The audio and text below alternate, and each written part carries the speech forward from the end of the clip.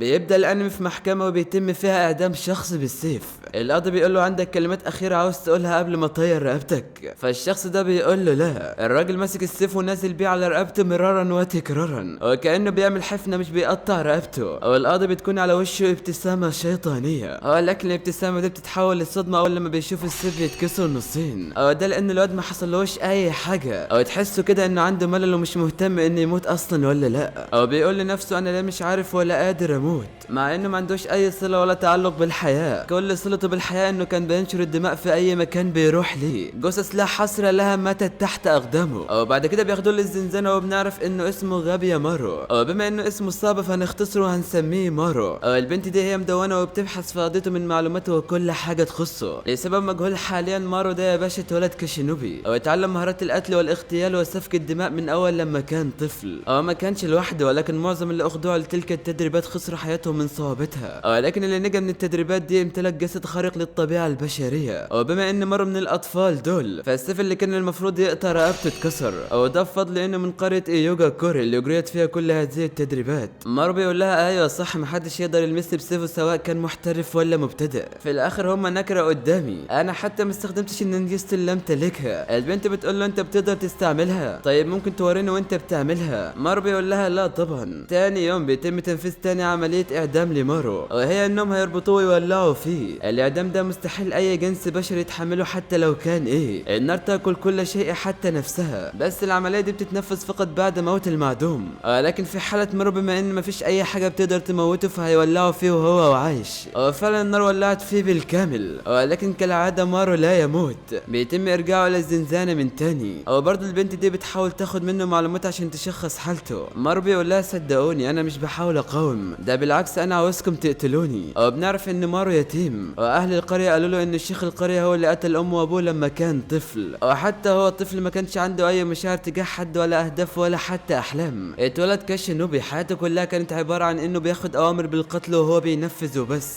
سبب القبض عليه هو بسبب انه كان عاوز يهرب من القريه. اتقبض عليه لما كان في الشغل بعد ما غدر بالاشخاص اللي كانوا معاه. اكيد اللي عمل كل ده هو اوامر من شيخ القريه. ده بسبب ان قريته مرفوض فيها الهروب او حتى الخروج منها. تاني يوم بيستعدوا لاعدامه للمره الثالثه. لكن المره دي مختلفه عن اي اعدام تاني، لانهم هيربطوا فيها رجليه الاتنين وهيربطوا في كل رجل السور عشان يقطعوا نصين. وفعلا السورين بيشدوا الحبال المربوطه في رجليه. لكن وفجاه مارو تحسوا انه كان بيقاوم والسرنج تحت رجليه. القاضي كل اللي بيفكر فيه ان المكتب بتاعه هيجيب العربي انه مش قادر يعدم شخص واحد. البنت المدونه بتقول له مع انك قلت انك مش عاوز تموت، ولكن اللي شفته دلوقتي انك بتقاوم. ليه حد زيك ما عندوش الاراده للعيش بيقاوم الموت اللي بيتمناها؟ ولا اقول لك ايه السبب اللي خلاك تسيب قريتك؟ مارو بيقول لها السبب مش مثير للاهتمام قوي، انا كنت اقوى واحد في القريه وكسبت احترام واعتراف الشيخ واتزوجت بنته. لكن بنته كانت غبيه وما عرفش ازاي واحد من الشنوب انتهى بالحال كده. ولكن كانت لطيفه وغريبه في نفس الوقت وقلبت حياته 180 درجه وعلمته الحياه الادميه اللي كان محتاجها اي بشري. ولكن الوضع ما كانش ملائم خالص لمارو وما كانش عاوز يتجنن عليها، فعشان كده راح لابوها او شيخ الحاره وفهم الموضوع ماشي ازاي مع زوجته. ساعتها شيخ الحاره طلب منه مهمه اخيره، وهي دي المهمه اللي غدر فيها بالاشخاص اللي معاه اللي اتكلمنا عنها من شويه. وساعتها مارو استسلم لفكره الهروب من جحيم شيخ القريه. وبعدها بنشوف المدونه ومعها احد الرؤساء. فالقاضي بيقول لها انت مش عارفه اي حاجه عن مارو. البنت بتقول له ما اسمه مارو شنوبي السابق في قريه ايجيا كوري. الراجل بيقول لها ده مش كل حاجه، اسمه التاني هو مارو الاجوف، شخص اجوف بلا مشاعر بلا احساس بلا دموع بلا اي شيء يشكل للادميه. ده وحش قتل 20 واحد لما اتقبض عليه بس. وكمان في اشاعه عن الشنوبي انهم استخدموا اكسير الحياه وهو الخلود اللي بيجي من مدينه اسمها شينسكيو. بينما يتناقشوا مارو بيفكر في كلام المدونه انه كان بيقاوم الموت. وفعلا مارو كان بيقاوم في كل مره كان بيتعدم فيها. ولكن هو نفسه مش عارف سبب مقاومته وانه فعلا عاوز يموت، بس بيقرر ان الاعدام الجاي هيكون الاخير ويخلص من حياته نهائيا. ويجي يوم الاعدام ولكن لا شيء يتغير وما زال يقاوم. ده يا راجل مولعين فيه بكل التقنيات الممكنه بس بدون اي فايده تذكر. وياتي الاعدام الرابع وهو بيتريق عليهم وبيقول لهم المره دي هتعملوا ايه؟ القاضي بيضحك ضحكه شريره وبيقول له المره دي هتخرس خالص. اول لما بيدخلوا بيلاقي ان اللي هتعدمه هي المدونه اللي كانت معاه. ولكن دي طلعت مش بنت عاديه، دي ملقبه بالجلاده يامتا سجري. وعائله يامدا اعتق وامهر واقوى عائله في فن السيف في التاريخ. يعني هتموت، يعني هتموت.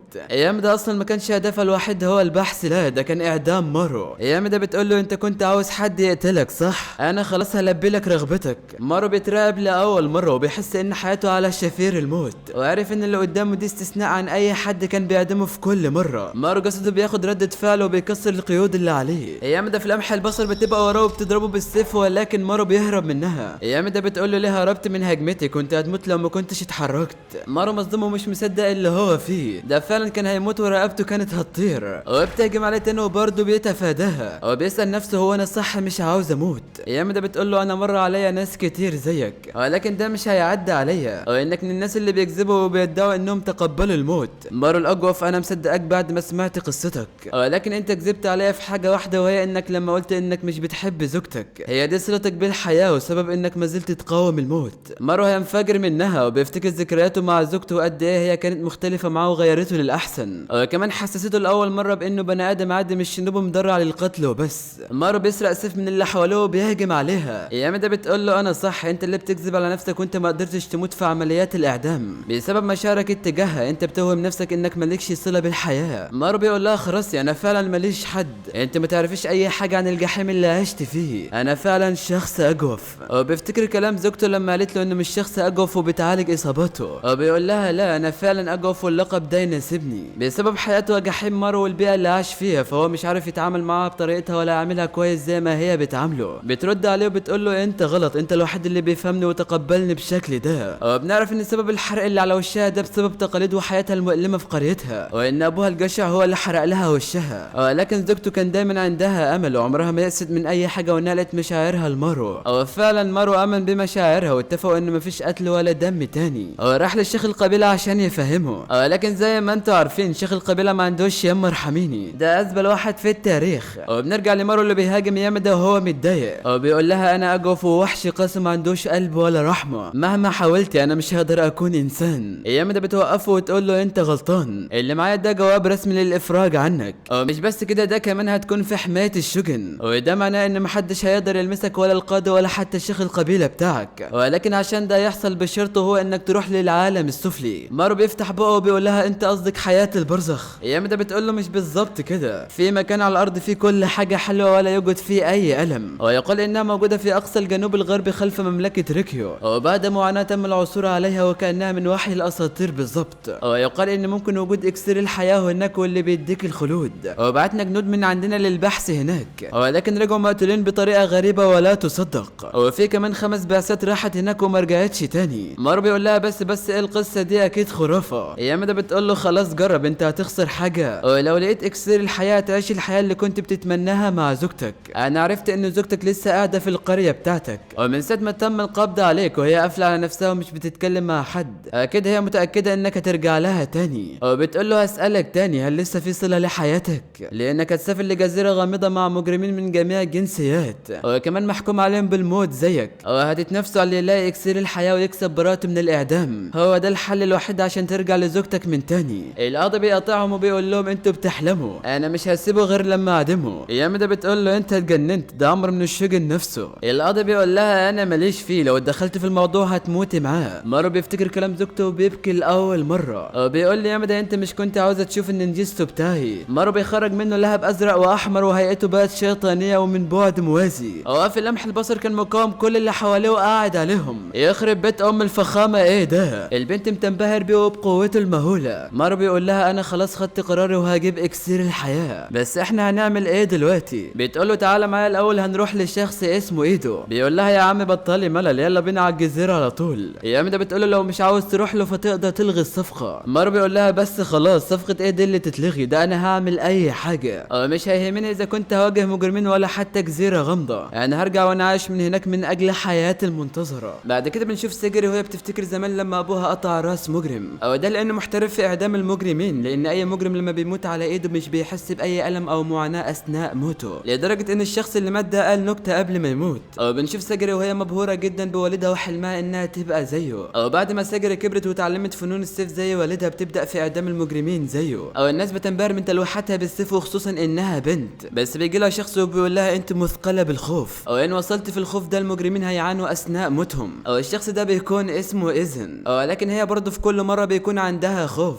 بتقول لنفسها انا لازم اتخلص من الخوف ده وابقى زي ابي، لكن هعمل ده ازاي؟ بس لو الاقي الروح اللي اقدر اخدها هياخدها بدون تردد. بعد كده بنشوف اجتماع بيتم فيه جمع كل المجرمين اللي هيروحوا للمدينة الغامضة، او بيكونوا لابسين اقنعة على وشهم، او بنعرف ان كل المجرمين دول من افجر وابشع المجرمين عرفتها البشرية، او طبعا منهم صاحبنا مارو الشنوبي الاسطوري، لدرجة ان المجرم ده حرامي وقتل 30 شخص واسمه تانيو. ده حرامي وقتل 30 واحد، امال السفاحين اللي فيهم هيعملوا ايه؟ في واحد بيقول لهم على المهمة وان اللي هينفذها هيتم اعفائه تماما من الاعدام. ساجري بتشوف شخص منهم وبيكون اسمه ايداتشي. الشخص ده يا معلم احقر بني ادم على الاطلاق، او ما يتقالش عليه بني ادم، ده شيطان كلب حقير، او ده لانه بيقتل النساء والاطفال بهدف المتعة مش اكتر. ساجري بتقول ايوه هو ده الشخص اللي ممكن اقتله بدون تردد. او في بنت بتقول لمارو انت ازاي مشهور وتم الامساك بيك زينا؟ فبيقول لها انا اسف ان ما كنتش قد توقعاتك. المجرمين بيكون مش مصدقين ان في جزيرة اسمها النعيم، واكيد دي خرافة. بيأمرون بخلع الاقنعة اللي على وشهم، او هم ما بيصدقوا، دول كان هيفطسوا تحته. بيجيبوا لهم شخص جسمه ووشه مليانين بالورد بالكامل، او ده بيكون الضابط الوحيد اللي قدر يرجع من البعثة اللي ارسلوها للجزيرة دي. او بيقولوا لهم زي ما انتوا شايفين ده ما نقدرش نقول عليه بشري اصلا. لما رجع جسمه كان متورم في كل حتة، او تاني يوم التورمات دي اتحولت لزهور. او كمان الى الان باقي الضباط الستين لسه مفقودين بسبب حالته دي، مش عارفين ناخد منه اي معلومات.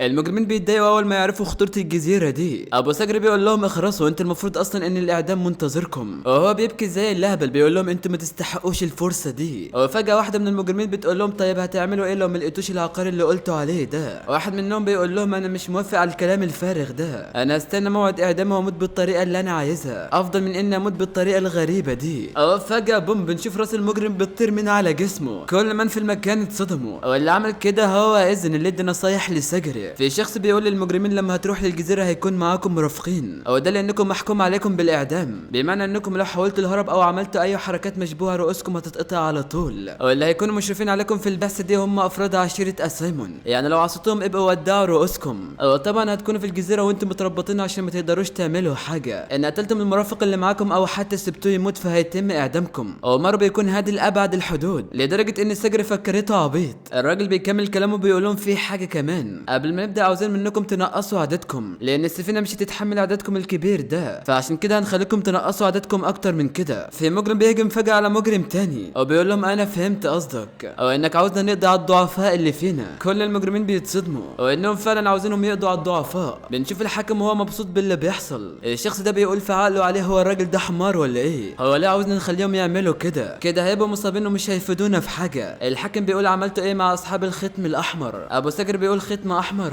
من بين الموجودين في اشخاص منهم عندهم موهبة غير عادية، والاشخاص المميزين دول تم تمييزهم بختم احمر في السجلات، ومن ضمنهم الشخص ده اللي بيقود قطاع طرق خطيرين رغم السن وعنده قوة لا تصدق. كمان البنت دي اللي قتلت جميع الخدم اللي في قرية ساجيو، وغيرهم من الاشخاص ذو القوة الفتاكة. واكيد ما ننساش الاسطورة الحية مارو اللي بيطلق عليه الشنوب الاسطوري، بس هو اللي متحركش من مكانه رغم المدعكة اللي قدامه دي. اذن بيقول لسجري هو المشهد صعب عليك ولا ايه؟ ده الوضع لسه هيكون اسوأ لما نروح هناك، هيبقوا خطر كبير وعليكي انت كمان. لو جه الوقت هل هتقدري تقتليهم؟ اقول لك على حاجة، انت اصلا مش مناسبة للمجال ده من الاول. ليه بنت زيك تعمل حاجة مخالفة لطبيعتها زي انها تمسك سيف؟ سجري بتقول له كنت هعمل كده لو كان عندي المقدرة، بس انا ما اقدرش اعمل كده لانه ولدت في قبيلة يامدا واللي حتى الاكل فيها بيجي من ورا الاموات اللي بنقتلهم. او هي وصغيرة كان بيتم انتقادها من قبل الاطفال لان ابوها بيكون قاتل. او كل ما تحاول تتخطى الخوف ده بتلاقي في حاجة بتشدها انها تعمل كده. او بنشوف مجموعة من المجرمين عاوزين يهربوا ويقتلوا سجري، بما انها بنت فاكيد هتكون ضعيفة وهنقدر نقتلها بسهولة. ولكن انت عاوزين تقتلوا مني يا ولاد المجانين. سجري في لمح البصر بتقطع رؤوسهم في نفس الوقت، ولكن بيحصل نفس الثقل والخوف اللي بيتملكها في كل مرة. سجري بتقول هو ده ليه بيحصل؟ من المستحيل يكون عندي مشكلة في الناس. او فجأة بنشوف مارو بيظهر قدامهم، او بيقول لهم هو انتوا ما تقدروش تلاقوا طريقة تانية عشان تختاروا مين اللي هيروح ومين اللي مش هيروح؟ بس ثواني، هو ده ازاي وصل لهنا اصلا بالسرعة دي؟ المهم بيكمل كلامه بيقول لهم انا مش هفضل قاعد من غير ما اعمل حاجة بخصوص اللي طلبتوه ده. واحد بيقول له هو انت عبيط؟ انت فاكر نفسك ايه قدام الحاكم؟ مارو بيقول له انا عاوز اتجنب القتل على قد ما اقدر. الراجل بيقول له هو ده اللي هيحصل سواء كان عاجبك او لا. مارو ما بيلاقيش فايدة نهائي معاهم في الكلام. الراجل بيعرض على المجرمين انهم لو قتلوا مارو هيودوهم كلهم للبعثة. الاندال دول رغم انه كان بيدافع عنهم بس بينفذوا اللي طلب منهم. وفي واحد بيهجم على مارو بيقول له هلبلك رغبتك في الموت، بس مارو بيتفادى هجمته. مارو بيتعصب ومش لاقي فايدة منهم، وبيقول لهم لو هتقتلوني فانا هقتلكم. كل المجرمين بيتصدموا وبيقولوا له هو انت مش كنت عاوز تموت؟ مارو بيقول لهم ايوه عملت كده بس دلوقتي خلاص لان عندي حاجات لازم اعملها. المجرمين مش بيعجبهم كلامه، فجأة مارو بيهجم عليهم وبيفشخهم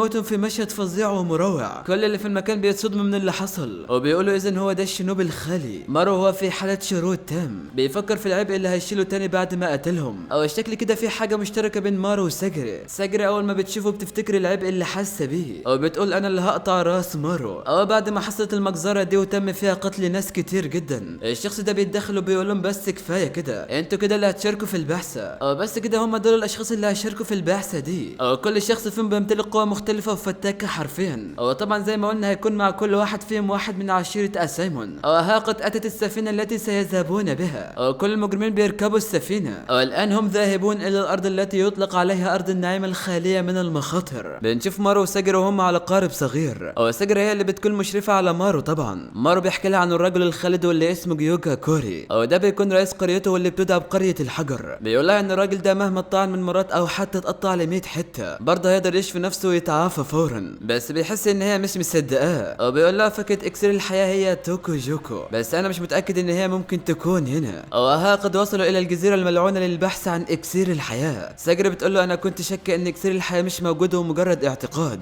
بس لما شفت المكان الشبيه بالخيال ده بقيت اشعر انه فعلا موجود في مكان زي ده. مارو بيقول لها شبيه بالخيال ايه؟ انت قصدك ان هو مكان مصطنع؟ لو ركزت في الزهور والنباتات هتلاقي ان كل نوع متقسم لوحده، وده اكيد مش طبيعي وكانها من صنع الانسان. احنا مش عارفين ايه المصير اللي مستنينا هنا، فعشان كده خلي بالك. اول لما بيفك القيود اللي في ايديه بيلاقي سجري بتقول له ممنوع تفك ايديك. مارو بيقول لها لا يا شيخ، انت فاكراني فعلا اني هجيب اكسير الحياه وانا متربط كده؟ او حتى انهم مدينا مؤن لمده 3 ايام بس، وكانهم مش مهتمين انهم يدوروا عليه. بتقول له من واجبي ان اخليك تلتزم بالقواعد مهما حصل، او يلا خد دي واربط نفسك. مارو بيرفض انه يقيد نفسه، بس سجري بتطلع السيف بسرعه وتحطه على رقبته. او بتقول له بكل غضب اوعى تكون فاكرني صاحبتك او حاجه زي كده، لو مش هتقدر تجيب اكسير الحياه وما حطيتش القيود دي فانا هقطع راسك فورا. مارو بيقول لها ماشي يا عم ما تفشيش قوي كده. فجاه وبدون سابق انذار بيحصل هجوم على مارو ورقبته بتتني. او بنشوف شخص ضخم وماسك سلاح في ايده، او بيكون معاه مرافق من عشيره اسايمون. او الشخص الضخم ده بيقول انا لقيت اول قتله ليا. مارو بيقول له يا اخي بالراحه مش كده فاجأتني. ساجري بتطمن على مارو وبتقول له انت بخير. بيقول لها انا تمام، بس مين الشخص ده؟ او بنعرف ان الشخص ده اسمه كاين المشوه، او على حسب السجلات فهو محارب شرس جدا. او من كتر ما بيتدرب بقى مجنون بالدروع والاسلحه، لدرجه انه سلب اسلحه اكتر من 100 ممارس على الفنون القتاليه، ومن بين اللي قتلهم دول كان منهم مبارزين ذو مرتبه عاليه. والسجرة بتقول بس ثواني هو بيعمل ايه من غير قيود؟ او بنشوف الشخص ده واللي اسمه كيشو واللي في المرتبه الثالثه. بيقول لها باين عليك متوتره اكتر من اللازم، اهم حاجه في الموضوع ان احنا نجيبهم معانا في طريق العوده، او مفيش حد بيدعم قاعده التقييد دي. مارو زي اللهبل بيقول لها اهو شفتي. هو كان بيكون متضايق من مارو علشان بيتجاهله، او عشان كده بيطلع صندوق مليان بجميع انواع الاسلحه، وهي دي الاسلحه اللي جمعها من المحاربين اللي قتلهم. او بيطلع منهم اسلحه وبيقول له يلا عشان تودع جسمك بالكامل. مارو هو في حاله برود اعصاب، بيقول له بس انت لو هتقاتل اي شخص تقابله فباقي المجرمين هيتغلبوا عليك. كان بيرد عليه ويقول له ما هو ده السبب ان اعمل كده، استراتيجيتي اني اقتل كل المجرمين اللي هنا، وابقى انا هو الشخص المتبقي الوحيد، او بعدها اخد راحتي في البحث عن اكسير الحياه، او انت اللي هبدا بيك ايها الرجل الاجوف.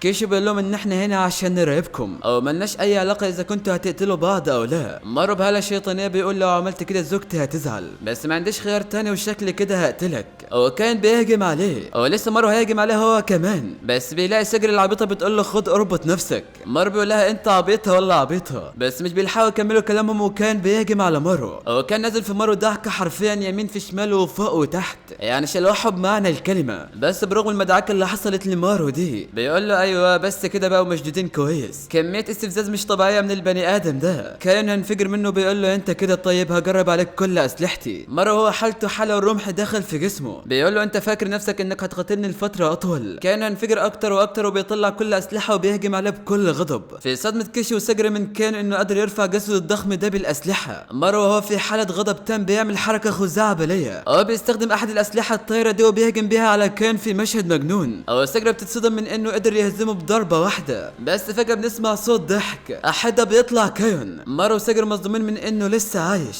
مارو ما قدرش يقتله بسبب كميه الدروع الرهيبه اللي عليه، لكن بيتضايق وبيرشق فيه كل الاسلحه في جسم كايون. ساجر وكيشو مصدومين من المشهد الفخم ده. او فجاه بنشوف كيشو وهو بيهجم عليه، بس بينتقل بينا المشهد على المجرم ريكورتا. او بنشوف الناس وهم خايفين منه جدا، او ده لان جلده مش بيخترق باي نوع من الاسلحه، او بيكون المشرف عليه هو اذن اللي في المستوى الاول، او بيطمنهم انه هيقدر يتصدى ليه مهما كان ايه. او بنرجع لمارو وبنشوف كيشو وهو بيقطع راس كيون، او ده عشان هيكون اثبات انه خلص مهمته. او لسه هيمشي بيلاقي ساجري بتقول له خلي بالك لسه في 60 واحد في الجزيره ومش عارفين هم فين. او بتقول له خلي بالك من نفسك وانت راجع. كيشو بيقول لها انت عبيطه، ده انا محظوظ اني قادر امشي من الفوضى دي، اللي جنبك ده بيكون سفاح. برغم ان مرت كام ساعه بس من ساعه ما جينا على الجزيره دي، بس مش هتصدقي اللي انا شفته ده. انا شفت اللي حاول يقتل منافسه قبل ما حتى يوصلوا، او غير المؤامرات المتدبره ولا حتى ما عندهمش حس التعاون، او هيعملوا اي حاجه ممكنه عشان يكونوا على قيد الحياه. حتى احنا قال سايمون هنكون في خطر. القوانين ملهاش اي لازمه طول ما مفيش حد هيعمل بيها، او في اللي عايشين في فوضى خارج القانون. او بيشاور على مارو بيقول زي الشخص ده، او بيقول لها ممكن اخلصك منه وتقدر تقولي انه هرب. بس مارو بيجيله بكل غضب، او بيقول له احنا ما عندناش وقت وانت رغاي قوي. او كيش الخوف اتملكه، بس بيقول له انا سمعت ان في مبعوث من هاتوري هيجي لايشو. مارو بيمشي وبينده على ساجري. كيشو بيقول له خليك فاكر كلامي، كلها كام ساعه بس والوضع هيتقلب راسا على عقب،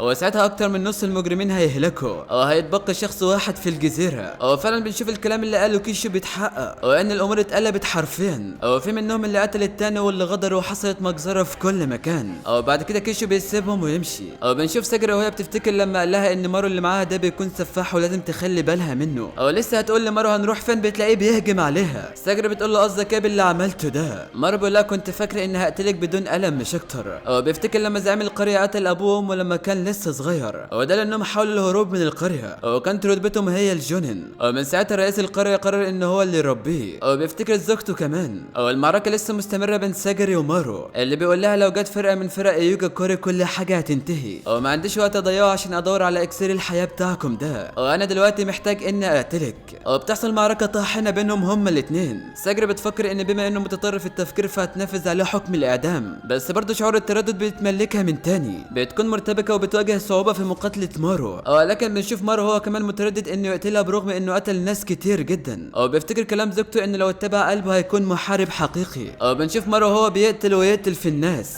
بنستكمل المعركه وبنعرف ان كل واحد فيهم متردد انه يقتل التاني برغم انهم مش عارفين السبب. مارو بيتضايق جدا وبيهجم عليها وبيكسر السيف بتاعها.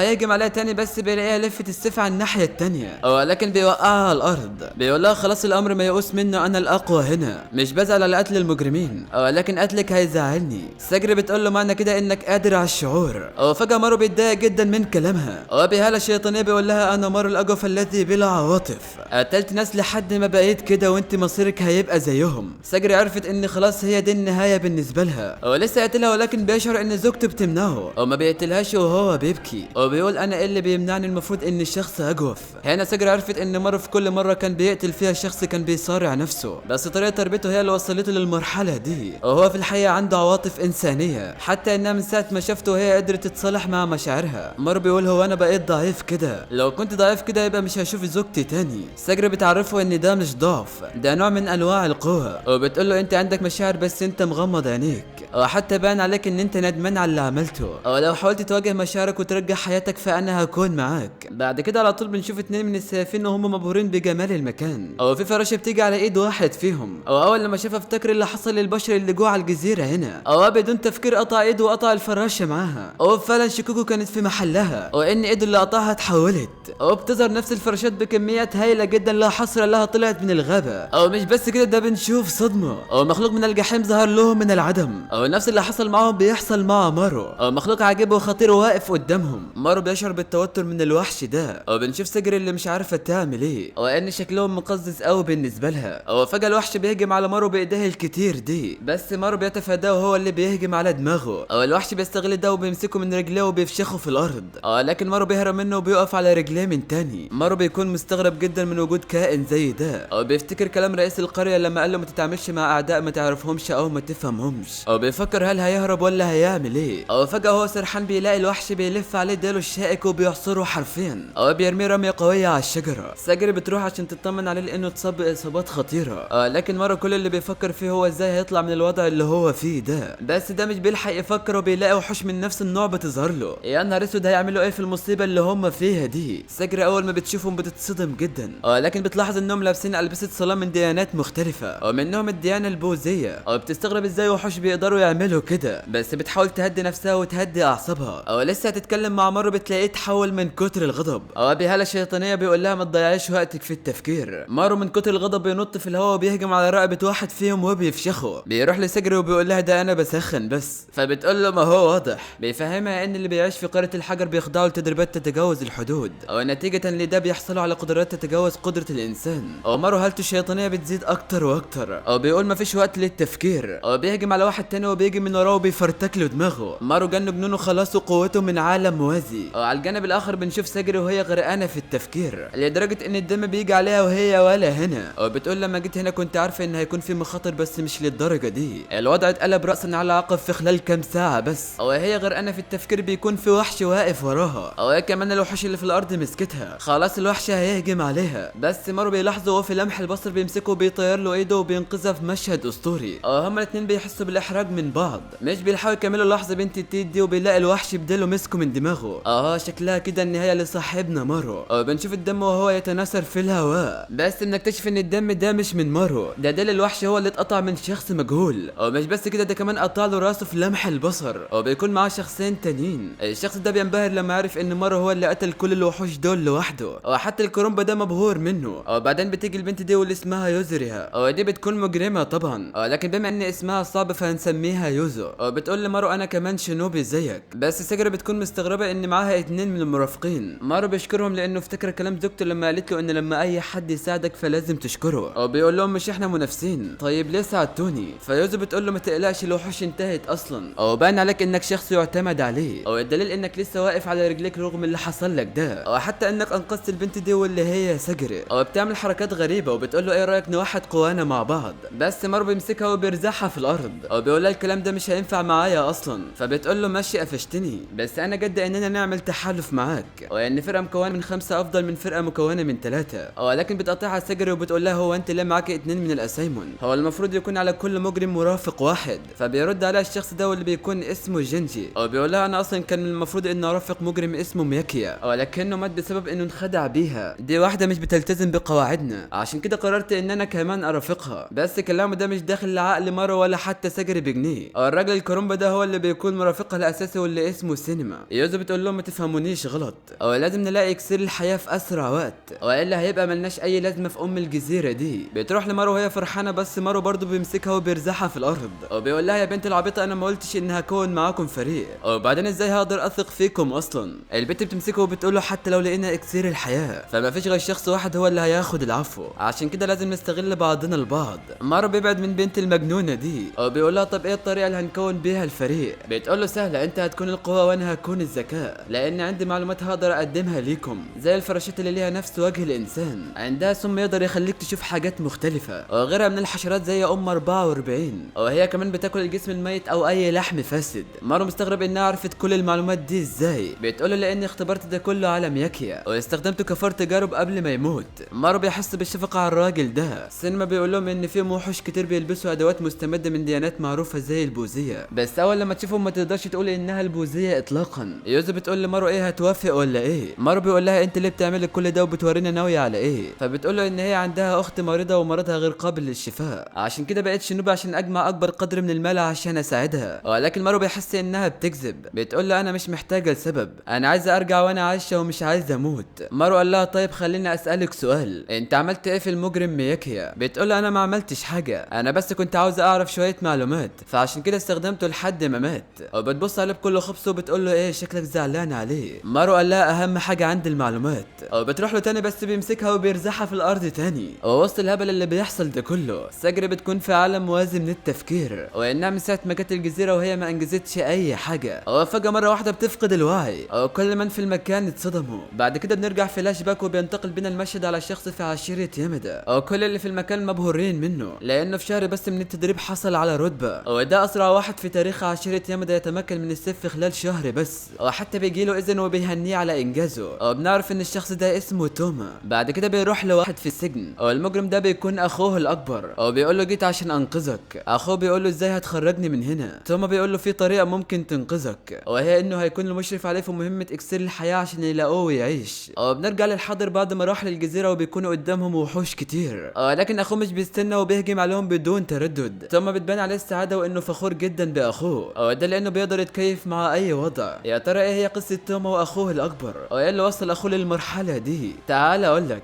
ده لما كانوا صغيرين كانوا ابن احد المهمين في قريه ايكو، بس لورد القريه بسبب جشعه فصل ابوهم عن العمل، من بعدها عاشوا في فقر. لكن الصدمه الاكبر ان بعد كام يوم امهم توفت، لان ابوهم قرر يتدخل في مؤامره عشان ينتقم من اللورد، فعشان كده تم اعدامه. يعني الدنيا دايسه على وشهم حرفيا، ومن ساعتها هم عايشين في فقر اشد من الاول. بس اللي كان بيميز اخو توما هو التكييف مع اي وضع، وده ادى الى صعوده للقمه وقهر كل حاجه قدامه. لكن لانه عمل جرائم لا تعد ولا تحصى فالجنود بيهجموا عليهم. الشوبي بيقول لتوما اهرب وانا هستناك عشان تنقذني، انا بثق فيك. توما رغم انه متردد بس بينفذ اللي طلب منه، وهي دي قصه شوبي وتوما. بعد كده بنرجع لقتالهم مع الوحوش اللي قتلوا منهم كميه كبيره، لكن ما بيلاقوش اي نهايه ليهم فبيقرروا يهربوا. والهرب هو الحاجه اللي كانوا بيعملوها دايما في اي وضع مش بيقدروا يتعاملوا معاه. لكن فجاه في وحش بيمسك توما من شعره، بس شوبي مش بيديله اهتمام وانه لازم يكون اقوى لوحده. فجاه شوبي بيقطع الوحش لنصين. شوبي بيقول عشان تتعامل مع وحش فلازم يكون معاك سلاح وحش زيه. بدون سابق انذار احد الوحوش بيدمر وش شوبي حرفيا. وهنا الصدمه، اول ما بيبص وراه بيلاقي الوحش بيتكلم وبيتمتم بكلام غريب، بتتجمع الوحوش وهي بتقول نفس الكلام. شوبي وتوما مصدومين مش مصدقين اللي شايفينه بعينيهم ده. توما بيقول احنا مش في النعيم ده، احنا في الجحيم. بس بنشوف شوبي لما اتحكم عليه بالاعدام فبيتضايق جدا وبيطلع غضبه ده في الوحوش، حرفيا بيفشخهم واحد ورا التاني بدون اي رحمه. كل اللي بيقولوا انا هو رئيس نفسي رئيس نفسي. شوبي خلاص جن جنونه وابدهم عن بكرة ابيهم. توما بيحس بالفخر اكتر واكتر من اخوه. شوبي بيقول له انا كل اللي هلاقيه قدامي سواء وحش او مجرم فهدمره كليا ولا يكسر الحياه ونعيش حياه ابديه. توما بيقول له الموضوع مش هيكون سهل زي ما بتقول كده، وده لان اي شخص هنا هيكون خطير جدا وان كل ضعيف تم اعدامه. بعد فقدان سجر للوعي بنشوفها وهي بتحلم بابوها وهو بيبص لها بنظرات حقد كبير، ولكن فجاه بتصحى مخضوضه من الكابوس المخيف اللي شافته ده. وبعد ما بتستيقظ مباشره بتلاقي المحارب كينجي في وشها اللي بيقول لها اخيرا استيقظتي. سجرة بتكون في المشمش ومش فاهمه اي حاجه ولا هي فين ولا ايه اللي حصل لها اصلا، فبيقول لها احنا في المكان الفارغ من الجزيره واللي ما فيهوش اي علامات على وجود وحوش او حشرات، والحاجه اللي خلتك يغمى عليك هو تاثير سم الفراشات.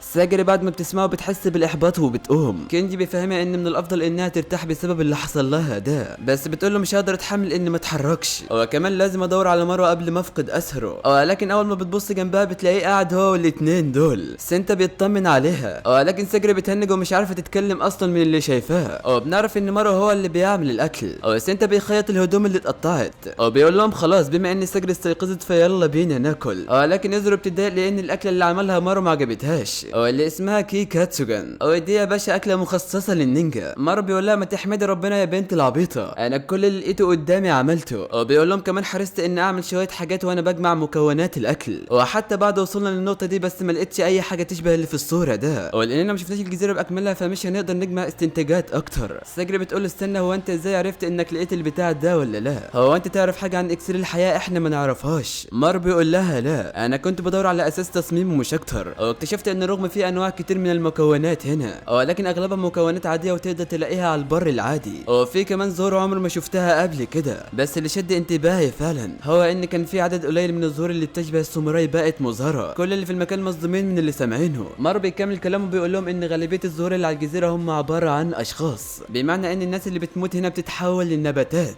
يوزر بتقول له يا وعاوزني اكل من البتاع ده. مار بيقول لها يا عم ما تقلقيش انا ما استخدمتش اي حاجه من دي. سنتا بيقول لهم التماثيل المنتشره في الجزيره اسلوبها قريب من بعض، يعني لازم نفحص التماثيل نفسها ونفكر ازاي تم صنعها على الجزيره دي. بس يا ترى مين اللي صنعها او هل اللي صنعوها لسه عايشين على الجزيره اصلا؟ سجرة بتقول له ما اعتقدش ان في حد يسكن على الجزيره دي لان الوحوش والحشرات بتشكل تهديد مستمر لاي حد بيعيش عليها، ورغم ان عندهم عضلات وعظم بس ما عندهمش.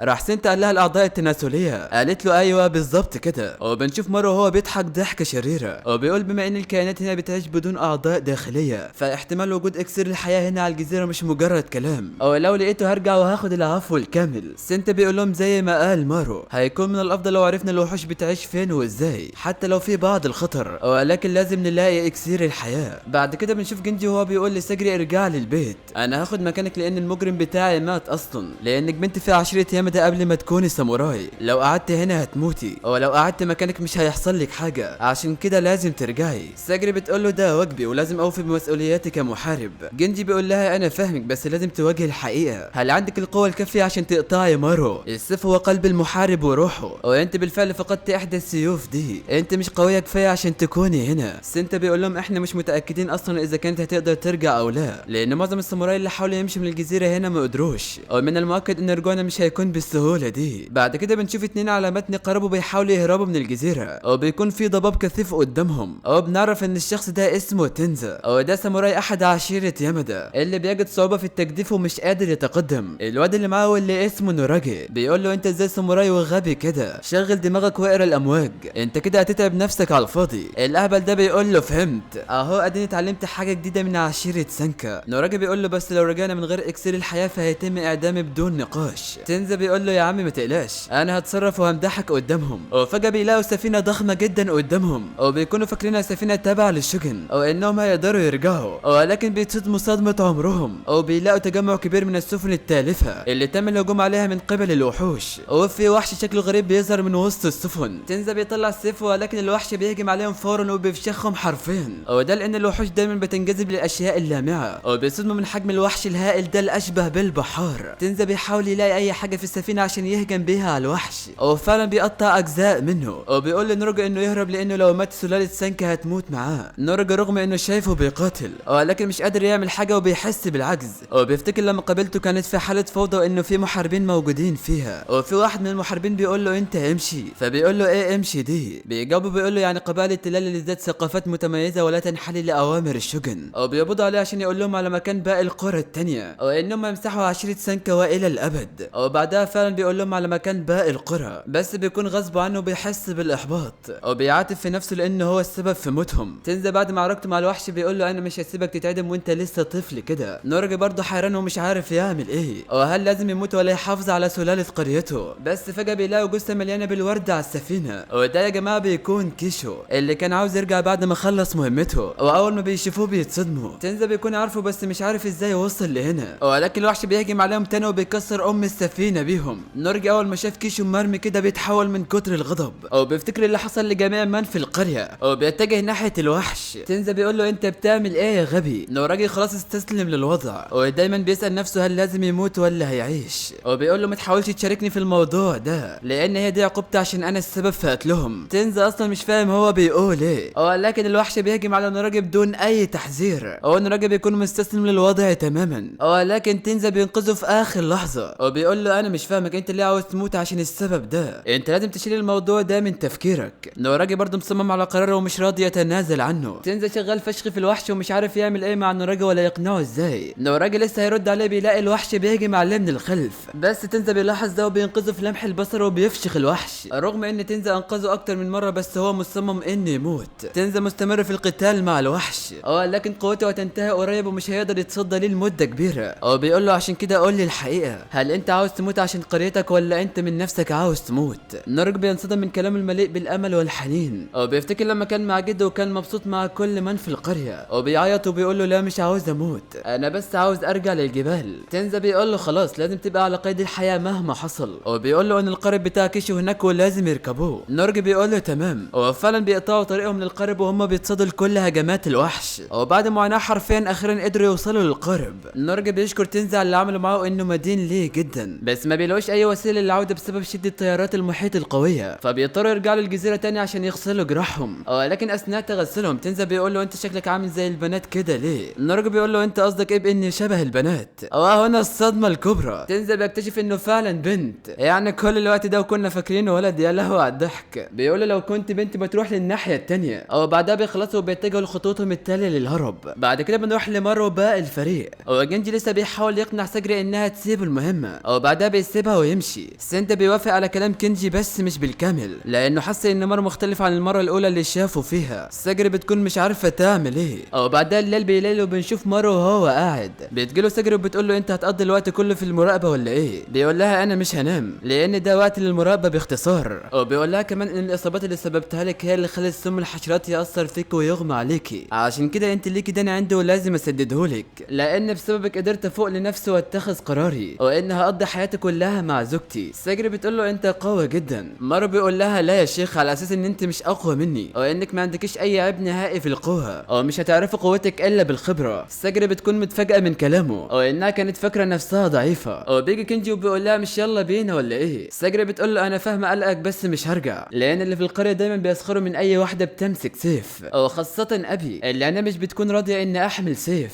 او في يوم من الايام سمعت ابوها وهو بيقول انه مش هيخليها تبقى ساموراي. او بتقول لك انت انا اللي اخترت الطريق ده بنفسي، عشان كده انا بتوسل لك انك تشوفني كساموراي. او بتركع له على الارض وبتقول له اسمح لي اني اعيش حياتي بالطريقه اللي انا عاوزها، او ده هو السبب اللي اي بشري عايزه، او انه يعيش حياته بالطريقه اللي هو عايزها. بس بنشوف جندي بيبتسم ابتسامه خبيثه جدا، او بيقول لها انا تعبت من كلامك. او فجاه بيطلع سيفه وبيهجم عليها، او لكن سجري في لمح البصر بتسحب منه سيفه وتمسكه في مشهد مليان بالفخامه. كينجي من كتر السرعه مش عارف ايه اللي حصل، او بيتضايق منها بس بيكون وراه شخص ضخم جدا، بس هو مش واخد باله ولسه بيتخانق مع سجري. او بيكون الشخص ده هو المجرم الضخم الجائع ريكورتا. بتبدا الحلقه بماضي ريكورتا وهو صغير مع ابوهم اللي بيكونوا فرحانين بيه، او ده لانه بياكل على طول وبيكبر بسرعه جدا. ولكن في يوم من الايام وبسبب عقليته المحدوده جدا وشهيته المفتوحه دوما فبيقتل ابوه وامه. او مش بس كده، ده كمان قتل قريته بالكامل. ومن ساعتها بقى طفل وحيد وكل همه هو الاكل طول فتره حياته. بنروح بقى وهو بيهجم على ساجري وكينجي، او جينجي بيزق ساجري عشان يحميها وياخد هو الضربه لوحده، ولكن الضربه بتكون ساحقه وبتبتر جنبه الايمن بشكل فظيع. ساجري اول ما بتشوف اللي حصل بتروح على طول عشان تطمن عليه. جينجي بيقول لها انا خلاص انتهيت وانت لازم تهربي، بس بنشوف ريكورتا وهو بيهجم عليها من الخلف، ولكن مارو بينقذها بركله خرافيه في وشه وبيوقعه في الارض، ولكن الضربه ما اثرتش فيه نهائيا لدرجه ان مارو كان فاكره وحش من كتر ضخامته. ساجري بتقول له لا ده العملاق ريكورتا، او اللي كان المشرف عليها هو اذن مش بتلاقيه موجود معاه، فبتحزن عليه جدا ليكون مات. مارو عرف انه مش مجرم عادي وهيكون من الصعب الهروب منه، وخصوصا هما مجموعه، فبيلبس لبس النينجا بتاعه وبيقول خلاص ما فيش حل غير اني اقتله، ولكن هيعمل ده ازاي والضربه اصلا ما اثرتش فيه نهائي، وده دليل على قوته الفتاكه. بس فجاه بيلاقي ريكورتا بيشيل شجره بايد واحده منها على الارض،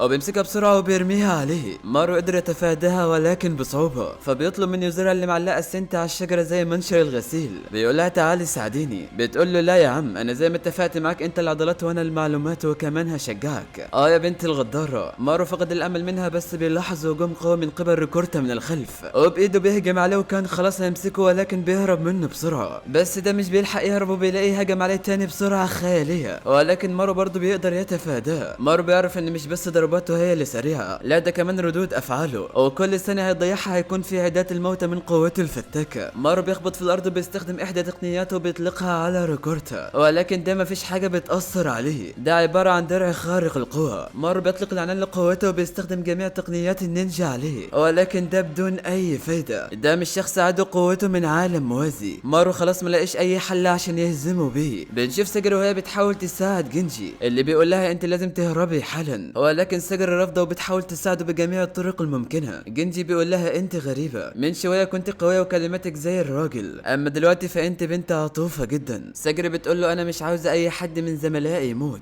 جينجي بيتصدم بكلماتها المؤثره جدا، فبيطلع لها السيف وبيقول لها انا بعهده ليكي، او حتى لو افترضنا ان ريكورتا هو اللي قتل اذن فلازم يموت وياخد جزاؤه. انا مش هقولك انك لازم تهربي تاني، بس لو كنت فعلا ساموراي يلا روحي وقطعي ريكورتا ل100 حته. بنروح بقى لمارو وريكورتا اللي لسه مستمرين في القتال. مارو ادرك ان القتال القريب معاه مستحيل، فعشان كده هيستخدم عليه تقنيه اللهب. مارو بيهجم عليه بسرعه مجنونه وبيشلوح له ايده، وطبعا ده ما اثرش عليه. مارو بيقول بس لو في حد تاني يكون معايا. ريكورتا بيهجم عليه ولكن بنشوف هجوم خارجي عليه وبيقطع له دراعه. مارو بيتصدم وان اللي عمل كده هي ساجري، وبتدخل ساحه المعركه بطريقه خيال، وبتقول مفيش حاجه بتقف في وشنا احنا الاسايمون. وها قد بدا التعاون الذي نراه لاول مره بين ساجري ومارو. سنتا هو متعلق كده زي منشر الغسيل، بيقول لي يوزرها نزليني يا بنت العبيطه، خليني اشوف جنجي واعتني بيه لانه هيموت. يوزرها بتقول له اصلا الاوان فات عليه، وحتى لو هيعيش فهيكون عبء كبير علينا. بس غريبه ان الوحوش ما ظهرتش بعد كل المدعكه دي. ساجري ومارو بيتفاجئوا لان النزيف اللي سببته ساجري اللي كورتا واقف ولا كانه خدش حتى. ساجري بتقول له مفيش حل غير اننا نقتله بضربه واحده، وده عن طريق ضربه في مفصل رقبته، ولكن الموضوع هيكون صعب بسبب حجمه العملاق ده. مارو قال لها خلاص يبقى لازم ننقسم لمجموعتين، وبعدها نجيله من النقطه العمياء ونقطع رجله ونخليه يركع على ركبته، ولكن وهم بيتكلموا بيهجم عليهم بقبضته، بس مارو بيلحق الوضع وبراكلا منه بيغير اتجاه ضربته. ساجري بتستغل ده وهي متحسرة على زملائها اللي اتأذوا وبتهجم عليه من الخلف عشان تقطع له رجليه وتخليه يركع على الارض، ولكن ريكورتا بياخد باله منها وبيلحق نفسه وبيبعدها عنه. ساجري بتفكر وبتقول انا لازم اكون هاديه واتخلص من مشاعري دلوقتي. ريكورتا بيسدد عليهم ضربه من الجحيم لدرجه ان مارو حس بخطر كبير منها وهما الاثنين بيتفادوا الضربه ولكن بصعوبه جدا. ساجري بتستغل ده وبتهجم على دراعه ولكن بدون فايده. ريكورتا خلاص هينفجر من كتر الغضب. ساجري بتقول لمارو من الصعب جدا اننا نقدر نقطع عظمه وهو في حاله الغضب دي، وعشان نقضي عليه لازم نخلي راسه منحنيه بنفس الطريقه اللي بتعدم بيها المجرمين لانها تكون الطريقه الاسهل. مارو بيقول لها انت شكلك هتتعبيني معاكي بس مش مشكله، ولكن فجاه بيسمعوا صوت غريب والصوت ده بيطلع من معدة ريكورتا نفسه، وده كله من شده جوعه. ومن شده جوعه بيبكي وبيزلزل المكان كله ببكاه لدرجه ان كل اللي في المكان اتطرشوا منه. ريكورتا من شده البكاء بيهجم على مارو بهجمه من الجحيم، ومن قوه الضربه بيدفن مارو حرفيا في الارض.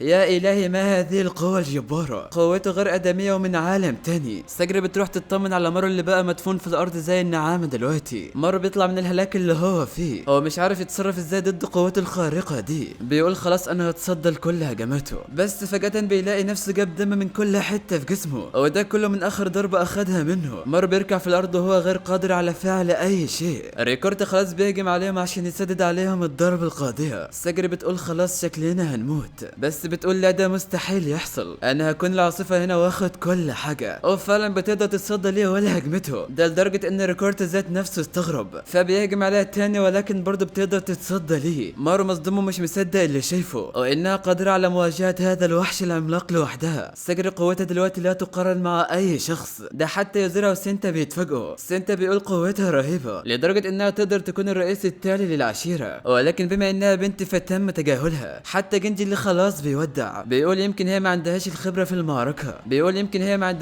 في المعركه، ولكن مهارتها في المبارزه تفوق حتى الافضل في العشيره. وبنشوف ساجري اللي نازله دعك في ريكورتا ومش رحماه. مارو بيفكر وبيقول انا كنت عارف انك قويه، وده اللي كنت عارفه في اول مره شفتك فيها، انت قويه جدا. ريكورتا مش قادره تصدى لهجمات ساجري المرعبه فبيسقط على الارض. ساجري بتروح من وراه عشان تخلص عليه، ولكن ريكورتا بيقفز قفزه عليها وبيلحق نفسه بسرعه. ساجري ومارو بيحاولوا يلاقوا اي طريقه عشان يخلوا راسه منحنيه ويقطعوها. مارو بيقول لها انا عندي فكره بس خطيره حبتين. بعد ما مارو قال لهم على الخطه واللي هي اصلا معتمده على الهروب، بيفكر ازاي يطلع باقل الخسائر او حتى انه يهزمه، وانهم مش محتاجين لقوه هائله عشان يهزموه، وان ساجري بصفه تقدر تقطع راسه، ولكن بما انه عملاق فالوصول لرقبته شبه مستحيل بقوته الجباره دي. مارو بيطلق الاعلان لقوته الجباره وبيمسك شويه صخور في ايده مغلفه بقوته وبيرميها على ريكورتا فن النينجا الخاص بيه. ومش بس كده، مارو بيطلق الاعلان لقوته المجنونه وبيوابل من فنون النينجا عليه من غير اي رحمه لدرجه ان ريكورتا بدا يفقد توازنه. مارو لسه هيستخدم قوته تاني بس جسده بيرفض الاستجابه، وده بسبب ضغط القوه الرهيب. ساجري بتقول له بس كفايه بلاش تضغط على نفسك اكتر، الضرر اللي سببته له كان كفايه. هو بنعرف من باقي الفريق ان الخطه هي مش بهدف حرق الوحش ريكورتا، لا ده كانوا بيستهدفوا المنطقه اللي حواليها عشان يحرقوها، ومنها يطلع الدخان الناتج عن الاحتراق، والدخان هيكون موجود بكميات كبيره. وبما ان ريكورتا وحش لا تنطبق عليه قوانين الادميه فهيستنشق الهواء اللي هو الدخان، والدخان بسبب انه بيحتوي على اشياء كيماويه خطيره على اي كائن حي، فريكورتا مباشره اول لما يستنشقه هيفقد توازنه بسبب السموم اللي داخل الدخان. وبالفعل الوحش ريكورتا بيخضع لخطه مارو العبقريه وبيركع على الارض. ساجري بتستغل الموقف وبتستعد لقطع راسه، وبتكون عارفه ان بسبب السم اللي شمه مستحيل يستجيب مهما حصل، ولكن الصدمه ان جسده اتحرك. مارو في لمح البصر بيمنعه وبيثبته في مكانه تاني، وبيقول لها خلاص واقطعي راسه بسرعه، انا مش هقدر افضل على كده لفتره اطول، قوه الكائن ده تكاد تكون مش طبيعيه. ساجري بتستجمع كل قوتها وتركيزها، وفعلا بتقطع راسه اللي بقت في ايديها. هو اول لما بتشوف عينه بتشوف في ماضيه المأساوي من اول لما كان طفل وكل العالم كان بيعتبره من المنبوذين، وحياته اصبحت قطعه من الجحيم مفيش اي بشر يقدر يستحملها، ومن ساعتها تحول لوحش غير قابل للردع واتمحت منه كل صفات الادميه. ساجري وهي ماسكه راسه في ايدها حست بمعاناته، ولكن حاليا النار بدات تحوطهم اكتر فبيحاولوا يهربوا، وبتلاقي كنجي خلاص فارق الحياه. مارو بيقول لها يلا بينا نخرج من هنا النار هتاكلنا. ساجري بتسيبه فعلا وبتكمل هروبها، وهي بتقول لنفسها انها لازم تكون اقوى وتسيب كل حاجه ورا ظهرها، وانها تخلي قلبها زي الحجر ما يحنش لاي موقف ولا ماضي، ولكن بتفتكر تدريباتها معاه ومش قادره تمسك نفسها من العياط.